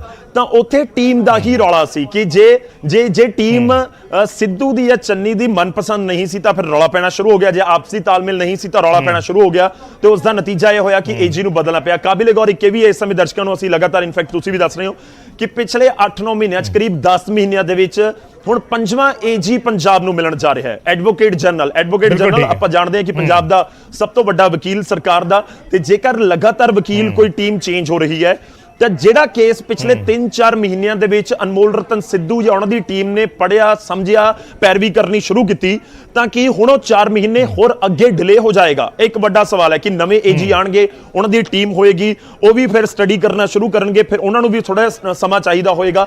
ਯਾਨੀ ਜਿਹੜਾ ਡਿਲੇ ਤੋਂ ਬਚਣਾ ਚਾਹੁੰਦੀ ਹੈ ਸਰਕਾਰ ਬੇਅਦਬੀ ਵਾਲੇ ਕੇਸਿਸ ਦੇ ਵਿੱਚ, ਡਰੱਗਸ ਵਾਲੇ ਕੇਸਿਸ ਦੇ ਵਿੱਚ, ਉਹ ਕਿਤੇ ਨਾ ਕਿਤੇ ਉਹ ਲਾਜ਼ਮੀ ਤੌਰ ਤੇ ਇੱਕ ਤਰ੍ਹਾਂ ਫਿਰ ਡਿਲੇ ਵਾਲੇ ਪਾਸੇ ਪੂਰਾ ਕੇਸ ਜਾਂਦਾ ਹੋਇਆ ਨਜ਼ਰ ਆ ਰਿਹਾ। ਵਿਜੇ, ਧੰਨਵਾਦ ਗੌਰਵ ਇਸ ਜਾਣਕਾਰੀ ਦੇ ਲਈ, ਇਸ ਗੱਲਬਾਤ ਦੇ ਲਈ। ਤਾਂ ਬਹੁਤ ਸਾਰੇ ਪੁਆਇੰਟ ਨੇ ਜਿਹੜੇ ਗੌਰਵ ਨੇ ਰੇਜ਼ ਕੀਤੇ ਨੇ, ਉਹਨਾਂ ਦੇ ਵਿੱਚ ਇਹ ਚੀਜ਼ਾਂ ਕਿਤੇ ਨਾ ਕਿਤੇ ਸਾਫ਼ ਨਜ਼ਰ ਆਉਂਦੀਆਂ ਨੇ, ਕਿਤੇ ਨਾ ਕਿਤੇ ਇਹ ਚੀਜ਼ਾਂ ਵੱਲ ਧਿਆਨ ਜਾਂਦਾ ਹੈ ਕਿ ਇਹ ਵਜ੍ਹਾ ਹੋ ਸਕਦੀਆਂ ਨੇ। ਜਿਵੇਂ ਟੀਮ ਦਾ ਜ਼ਿਕਰ ਕੀਤਾ, ਜ਼ਾਹਿਰ ਜੀ ਗੱਲ ਹੈ ਜੇ ਕੋਈ ਸੈਨਾਪਤੀ ਚੁਣਿਆ ਤਾਂ ਉਹ ਫਿਰ ਟੀਮ ਜਿਹੜੀ ਹੈ ਉਹ ਕਾਬਿਲ ਲੋਕਾਂ ਦੀ ਟੀਮ ਆਪਣੇ ਨਾਲ ਰੱਖੇਗਾ, ਔਰ ਜੇ ਉਸ 'ਚ ਕਿੰਤੂ ਪਰੰਤੂ ਹੁੰਦੇ ਨੇ ਤਾਂ ਫਿਰ ਅਗਲਾ ਕਹਿ ਦਿੰਦਾ ਕਿ ਤੁਸੀਂ ਆਪੇ ਕਰ ਲਓ, ਮੈਂ ਪਾਸੇ ਹਟਦਾ। ਕਈ ਵਾਰੀ ਐਸੇ ਰੀਜ਼ਨ ਹੋ ਸਕਦੇ ਨੇ, ਇਸ ਦੇ ਚਾਂਸਿਸ ਨੇ ਜਿਸ ਲਿਸਟ ਦਾ ਅਸੀਂ ਵਾਰ-ਵਾਰ ਜ਼ਿਕਰ ਕਰ ਰਹੇ ਹਾਂ। ਇਸ ਤੋਂ ਇਲਾਵਾ ਜਿਹੜੇ ਪੁਰਾਣੇ ਕੇਸ ਨੇ, ਪੁਰਾਣੇ ਕੇਸਾਂ ਦੇ ਵਿੱਚ ਕੀ ਹੁਣ ਤੱਕ ਪ੍ਰੋਗਰੈਸ ਹੋਈ ਹੈ ਜਾਂ ਕੀ ਉਹਨਾਂ ਨੂੰ ਅੱਗੇ, ਉਹਨਾਂ ਕੇਸਾਂ ਦੀ ਕੀ ਇਸ ਵੇਲੇ ਪੋਜੀਸ਼ਨ ਹੈ, ਕਿਸ ਤਰੀਕੇ ਨਾਲ ਉਹਨਾਂ ਨੂੰ ਅੱਗੇ ਵਧਾਇਆ ਜਾਣਾ ਹੈ, ਜਾਂ ਪਿਛਲੇ ਦਿਨਾਂ ਦੇ ਵਿੱਚ ਜਿਹੜਾ ਜ਼ਿਕਰ ਹੋ ਰਿਹਾ ਕਿ ਕਿਸੇ ਵੱਡੇ ਅਫਸਰਾਂ ਦੇ ਨਾਲ, ਸੀਨੀਅਰ ਸੀਐਮਓ ਦੇ ਅਫਸਰਾਂ ਦੇ ਨਾਲ ਬਹਿਸ ਦਾ,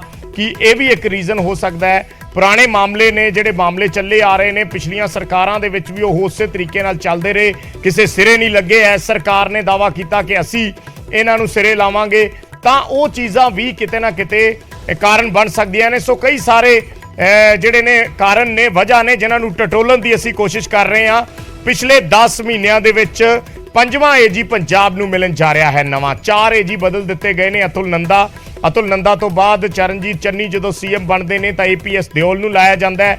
ਉਸ ਗੱਲ ਤੇ ਨਵਜੋਤ ਸਿੰਘ ਸਿੱਧੂ ਅੜ ਜਾਂਦੇ ਨੇ। ਨਵਜੋਤ ਸਿੰਘ ਸਿੱਧੂ ਦੇ ਨਾਲ ਨਾਰਾਜ਼ਗੀ ਦੇ ਚੱਲਦੇ ਏਪੀਐਸ ਦਿਓਲ ਨੂੰ ਬਦਲ ਦਿੱਤਾ ਜਾਂਦਾ ਹੈ, ਔਰ ਫਿਰ ਨਵਜੋਤ ਸਿੰਘ ਸਿੱਧੂ ਦੇ ਮਨਪਸੰਦ ਡੀਐਸ ਪਟਵਾਲੀਆ ਨੂੰ ਲਗਾ ਦਿੱਤਾ ਜਾਂਦਾ ਹੈ। ਫਿਰ ਸੂਬੇ 'ਚ ਸਰਕਾਰ ਬਦਲ ਜਾਂਦੀ ਹੈ ਤੇ ਸਰਕਾਰ ਬਦਲਦੇ ਹੀ ਅਨਮੋਲ ਰਤਨ ਸਿੱਧੂ ਏਜੀ ਦਾ ਅਹੁਦਾ ਸੰਭਾਲ ਲੈਂਦੇ ਨੇ ਤੇ ਅੱਜ 4 ਮਹੀਨਿਆਂ ਬਾਅਦ ਅਨਮੋਲ ਰਤਨ ਸਿੱਧੂ ਵੀ ਅਸਤੀਫਾ ਦੇ ਕੇ ਪਾਸੇ ਹੋ ਜਾਂਦੇ ਨੇ। ਕੀ ਕੁਝ ਕਿਹਾ ਉਹਨਾਂ ਨੇ ਅਸਤੀਫਾ ਦੇਣ ਤੋਂ ਬਾਅਦ, ਨਿਊਜ਼ 18 ਦੇ ਨਾਲ ਖਾਸ ਗੱਲਬਾਤ ਕੀਤੀ, ਇੱਕ ਵਾਰੀ ਤੁਹਾਨੂੰ ਉਹ ਗੱਲਬਾਤ ਸੁਣਾਉਂਦੇ। ਮੇਰੇ ਨਾਲ ਖੁਦ ਡਾਕਟਰ ਅਨਮੋਲ ਰਤਨ ਸਿੱਧੂ ਮੌਜੂਦ ਨੇ। ਸਭ ਤੋਂ ਪਹਿਲਾਂ ਨਿਊਜ਼ 18 ਨਾਲ ਗੱਲਬਾਤ ਕਰ ਰਹੇ ਨੇ। ਡਾਕਟਰ ਸਾਹਿਬ, ਰਿਜ਼ਾਈਨ ਅਚਾਨਕ, ਔਰ ਇਹ ਵੀ ਪਤਾ ਲੱਗਿਆ ਕਿ 19 ਤਰੀਕ ਦਾ ਦਿੱਤਾ ਹੋਇਆ ਸੀ। ਹਾਂ, ਦਿੱਤਾ 19 ਦਾ ਹੀ ਸੀਗਾ। ਕੋਈ ਮਤਲਬ ਆਪਦੀਆਂ ਪ੍ਰੀ ਆਕੂਪੇਸ਼ਨਸ ਹੈ, ਉਸ ਕਰਕੇ। ਬਾਕੀ I have high regards for my chief minister, high regards for the convener of the party Kejriwal Sahib and Raghav Chadha ਜੀ ਆਲਸੋ। ਬੜੀ ਅੱਛੀ ਤਰ੍ਹਾਂ ਟੀਮ ਬਣੀ ਸੀ, ਜਿਵੇਂ ਗਾਈਡ ਕਰਦੇ ਸੀ ਉਵੇਂ ਅੱਗੇ ਚੱਲਦੇ ਸੀ ਅਸੀਂ, ਤੇ ਚੱਲਦੇ ਵੀ ਰਹਾਂਗੇ, ਕੋਈ ਇਹੋ ਜਿਹੀ ਗੱਲ ਨਹੀਂ। ਪਰ ਮੇਰੀਆਂ ਕੁਛ ਆਪਦੀਆਂ ਸੀਗੀਆਂ ਮਜਬੂਰੀਆਂ, ਪ੍ਰੀ ਆਕੂਪੇਸ਼ਨ ਸੀਗੀਆਂ, ਤੇ ਆਈ ਐਮ ਥੈਂਕਫੁਲ। ਪਰ 19 ਤਰੀਕ ਦਾ ਪਹਿਲਾਂ ਹੀ ਦੇਖ ਕੇ ਹਜੇ ਤੱਕ ਐਕਸੈਪਟ ਵੀ ਨਹੀਂ ਕੀਤਾ, ਪਰ ਮੈਂ ਕਿਹਾ ਇਟ ਇਜ਼ ਬੈਟਰ, ਕਿਉਂਕਿ ਮੈਂ ਕਹਿੰਦਾ ਰਿਹਾ ਵੀ ਐਕਸੈਪਟ ਕਰ ਲਓ, ਤਾਂ ਇਟ ਇਜ਼ ਬਿਫੋਰ। ਪਰ ਜਿਹੜੇ ਕੇਸਾਂ ਦੀ ਗੱਲ ਕਰੀਏ, ਲਾਰੈਂਸ ਬਿਸ਼ਨੋਈ ਉਹਨਾਂ ਦੇ ਕੇਸ ਦੀ ਗੱਲ ਕਰੀਏ, ਬਾਕੀ ਹੋਰ ਚਾਹੇ ਬਰਗਾੜੀ ਹੋਣ, ਹੋਰ ਵੀ ਕੇਸਿਸ ਹੋਣ ਪਿਛਲੇ 3-4 ਮਹੀਨਿਆਂ 'ਚ, ਤੁਹਾਨੂੰ ਲੱਗਦਾ ਤੁਸੀਂ ਆਪਣੇ ਵੱਲੋਂ ਠੀਕ ਕੀਤਾ? ਹਾਂ, ਬਿਲਕੁਲ। ਮੈਂ ਦੇਖੋ ਪੂਰੀ with all sincerity, and it has been praised by the government also ਸਾਰਾ, ਤੇ ਹੁਣ ਵੀ ਕਰਦੇ ਰਹਾਂਗੇ, ਕੋਈ ਇਹੋ ਜਿਹੀ ਗੱਲ ਨਹੀਂ। ਜੇ ਫਿਰ ਜ਼ਿੰਮੇਵਾਰੀ ਜੋ ਵੀ ਗਵਰਨਮੈਂਟ ਲਾਏਗੀ, ਮਾਨ ਸਾਹਿਬ ਲਾਉਣਗੇ, ਹਮੇਸ਼ਾ ਅੱਛੇ ਤਰੀਕੇ ਨਾਲ ਕਰਾਂਗੇ। ਤੁਸੀਂ ਮਿਲ ਕੇ ਵੀ ਆਏ ਸੀ ਮਾਨ ਸਾਹਿਬ ਨੂੰ? ਹਾਂ, ਮੈਂ ਕੱਲ ਵੀ ਮਿਲ ਕੇ ਆਇਆ। ਮੈਂ 1.5 ਘੰਟਾ ਬੈਠ ਰਿਹਾ ਕੱਲ, ਫੇਰ ਵੀ ਮਿਲਦੇ ਰਹਿੰਦੇ। ਮੈਂ ਹੁਣ ਵੀ ਮਿਲੂੰਗਾ, ਕੋਈ ਇਹੋ ਜਿਹੀ ਗੱਲ ਨਹੀਂ। ਕੱਲ ਨੂੰ ਹੀ ਮਿਲੂੰਗਾ, ਅੱਜ ਤਾਂ ਚਲੇ ਗਏ ਬਾਹਰ, ਤੇ ਕੱਲ ਨੂੰ ਫਿਰ ਮਿਲਾਂਗੇ। ਤੇ ਉਹਨਾਂ ਉਸ ਟਾਈਮ ਸੀਗਾ 19 ਜਦੋਂ ਇਹਨੇ 3 ਰਿਜ਼ਾਈਨ ਕੀਤਾ ਹੋਇਆ ਤੁਸੀਂ 19 ਤਰੀਕ ਦਾ? ਉਹਨਾਂ ਕੋਲ ਹੀ ਸੀ, 19 ਦਾ ਹੀ ਸੀਗਾ। ਰੋਕਿਆ ਹੋਇਆ ਸੀ ਉਹਨਾਂ ਨੇ? ਰੋਕਿਆ ਹੀ ਹੋਣਾ ਉਹਨਾਂ ਨੇ। ਮੈਂ ਕਿਹਾ ਵੀ ਮੇਰੀਆਂ ਆਪਦੀਆਂ ਥੋੜੇ ਜਿਹੇ ਸੀ। ਪਰ ਉਹਨੇ ਕਿਹਾ ਵਿਚਾਰ ਕਰੋ ਦੁਬਾਰਾ, ਤਾਂ ਹੀ ਲੇਟ ਹੋਏ। ਹੋ ਸਕਦਾ ਕਿਹਾ ਹੋਵੇ ਉਹਨਾਂ ਨੇ, ਤਾਂ ਲੇਟ ਹੁੰਦਾ ਗਿਆ। ਤਾਂ ਹਾਲੇ ਤੱਕ ਕੋਈ ਰਿਜ਼ਾਈਨ ਦੇਣ ਤੋਂ ਬਾਅਦ ਕੋਈ ਗੱਲ ਹੋਈ ਨਹੀਂ? ਹੁਣ ਨਹੀਂ ਹੋਏਗਾ ਕੋਈ ਰੈਜ਼ਿਗਨੇਸ਼ਨ ਤੋਂ ਬਾਅਦ। ਦੱਸਿਆ ਤਾਂ ਕੱਲ ਮੈਂ 1.5 ਘੰਟਾ ਬੈਠਾ ਰਿਹਾ ਸੀਐਮ ਸਾਹਿਬ ਕੋਲੇ, ਗੱਲਾਂ ਬਾਤਾਂ ਕਰਦੇ ਰਹੇ ਅਸੀਂ ਬੜੇ ਪ੍ਰੇਮ ਨਾਲ। ਬਹੁਤ ਹਾਈ ਰਿਸਪੈਕਟ ਹੈ ਮੇਰੀ ਵੀ ਉਹਨਾਂ ਦੇ ਪ੍ਰਤੀ, ਤੇ ਉਹਨਾਂ ਦੀ ਮੇਰੇ ਪ੍ਰਤੀ ਵੀ। ਕੋਈ ਤੇ ਜੇ ਵਾਪਸ ਲੈਣ ਨੂੰ ਕਹੋਗੇ? ਨਹੀਂ, ਹੁਣ ਇਹ ਜਿਹੀਆਂ ਗੱਲਾਂ ਤਾਂ ਹੁਣ ਮੈਂ ਦੇਤਾ। ਮੇਰੀ ਆਪ ਦੀਆਂ ਪ੍ਰੋਬਲਮ ਸੀਗੀ, ਮੈਂ ਉਹਨਾਂ ਨੂੰ ਦੱਸੀਆਂ ਸੀ। ਮੈਂ ਪ੍ਰੋਬਲਮਸ ਵੀ ਮੇਰੀਆਂ ਪ੍ਰੀ ਆਕੂਪੇਸ਼ਨਸ ਆਪ ਦੀਆਂ ਬਹੁਤ ਹੈ। क्या ये भी इशू है कि लॉ ऑफिसर्स की लिस्ट बड़ी लेट होगी? नहीं, बस वो बन रही सी, लिस्ट भी बन रही सी, तो आ जाएगी लिस्ट भी जल्दी चल रही है। जिमें चाहोगे सीएम साहब नवे साडे एजी साहब भी आउणगे तो उवें लिस्ट आ जाएगी। किद्दां देखदे हो अपने छोटे ਜਿਹੇ पीरियड ਨੂੰ? बहुत अच्छी तरह, बहुत अच्छा परफॉर्मेंस ਅਸੀਂ ਦੇਣ ਦੀ ਕੋਸ਼ਿਸ਼ ਕੀਤੀ, ਦਿੰਦੇ ਵੀ ਰਹਾਂਗੇ। All salute to my chief minister, all respect to my chief minister. ਜਦੋਂ ਜ਼ਿੰਮੇਵਾਰੀ ਐਡੀ ਵੱਡੀ ਮਿਲੀ ਔਰ ਛੋਟੇ ਟਰਮ 'ਚ, ਕਿਉਂਕਿ ਸਵਾਲ ਲੋਕਾਂ ਦੇ ਮਨ 'ਚ ਆਉਂਦੇ ਨੇ ਕਿ ਆਖਿਰ ਕਿਉਂ? ਨਹੀਂ, ਇਹੋ ਜਿਹੀ ਕੋਈ ਗੱਲ ਨਹੀਂ। ਛੋਟੇ ਟਰਮ ਦੇ ਵਿੱਚ ਵੀ ਅਸੀਂ ਕਿੰਨੇ ਵੱਡੇ ਕੰਮ ਕਰਤੇ, ਤੇ ਹੁਣ ਫੇਰ ਵੀ ਕਰਦੇ ਰਹਾਂਗੇ, ਕੋਈ ਗੱਲ ਨਹੀਂ ਜੀ, ਸਭ ਠੀਕ ਹੈ, ਸਭ ਵਧੀਆ। ਇੱਕ ਲਾਸਟ ਸਵਾਲ ਦੋ ਮਨਾਂ 'ਚ ਨੇ, ਜਿੱਦਾਂ ਏਜੀ ਆਫਿਸ ਦੀ ਲਿਸਟ ਦਾ ਬੜਾ ਜ਼ਿਕਰ ਹੁੰਦਾ ਸੀ, ਚਰਚਾਵਾਂ ਬੜੀ ਚੱਲਦੀ ਸੀ, ਅਫਵਾਹ ਤੁਹਾਨੂੰ ਫੋਨ ਆਉਂਦੇ ਸੀਗੇ। ਕੱਲ ਵੀ ਸ਼ਾਮ ਗੱਲ ਹੋਈ ਕਿ ਨਹੀਂ ਇੱਦਾਂ ਦੀ ਕੋਈ ਗੱਲ ਨਹੀਂ, ਰੈਜ਼ੀਗਨੇਸ਼ਨ ਦੀ ਕੋਈ ਗੱਲ ਨਹੀਂ। हाँ मैं ਤੁਹਾਨੂੰ ਕਿਹਾ ਸੀ, ਫਿਰ ਮੈਂ ਕਿਹਾ ਐਕਸੈਪਟ ਹੋ ਜੇ ਤਾਂ ਫੇਰ ਹੀ ਹੈ ਨਾ, ਤਾਂ ਮੈਂ ਤੁਹਾਨੂੰ ਕਹਿਤਾ ਸੀ ਵੀ ਹਜੇ ਨਹੀਂ ਦਿੱਤਾ, ਜਦ ਕਿ ਦਿੱਤਾ ਹੋਇਆ ਸੀ। ਕਈ ਇਹ ਤਾਂ ਨਹੀਂ ਰੀਜ਼ਨ ਕਿ ਮਨਪਸੰਦ ਲਿਸਟ ਨਹੀਂ ਸੀ ਤੁਹਾਡੇ? ਨਹੀਂ ਇਹ ਜੀ ਕੋਈ ਗੱਲ ਨਹੀਂ, ਇਹ ਜੀ ਕੋਈ ਗੱਲ ਨਹੀਂ, ਸਾਰੀਆਂ ਲਿਸਟਾਂ ਤਾਂ ਬਣ ਰਹੀਆਂ ਸੀ, it is in the process, ਸਾਰਾ ਕੁਝ ਹੋ ਰਿਹਾ ਸੀ। ਲੱਗਦਾ ਸੈਟੀਸਫਾਈ ਹੋ ਆਪਣੇ? हाँ पूरे कुछ कहना चाहोगे? कुछ नहीं बल्ले बल्ले ठीक है। ਤਾਂ ਡਾਕਟਰ ਅਨਮੋਲ ਰਤਨ ਸਿੱਧੂ ਨੇ ਕਿਹਾ ਕਿ ਜਿੰਨਾ ਛੋਟਾ ਜਿਹਾ ਇਹ ਟਰਮਸ ਮਿਲਿਆ ਉਹਨਾਂ ਲਈ ਠੀਕ ਆ, ਉਮੀਦਾਂ ਦੇ ਖਰਨ ਦੀ ਕੋਸ਼ਿਸ਼ ਕੀਤੀ ਹੈ ਔਰ ਅੱਗੇ ਵੀ ਉਹ ਜਿੱਦਾਂ ਵੀ ਹੋਏਗਾ ਸਰਕਾਰ ਦਾ ਇੱਕ ਸਾਥ ਉਹ ਦਿੰਦੇ ਰਵਾਂਗੇ।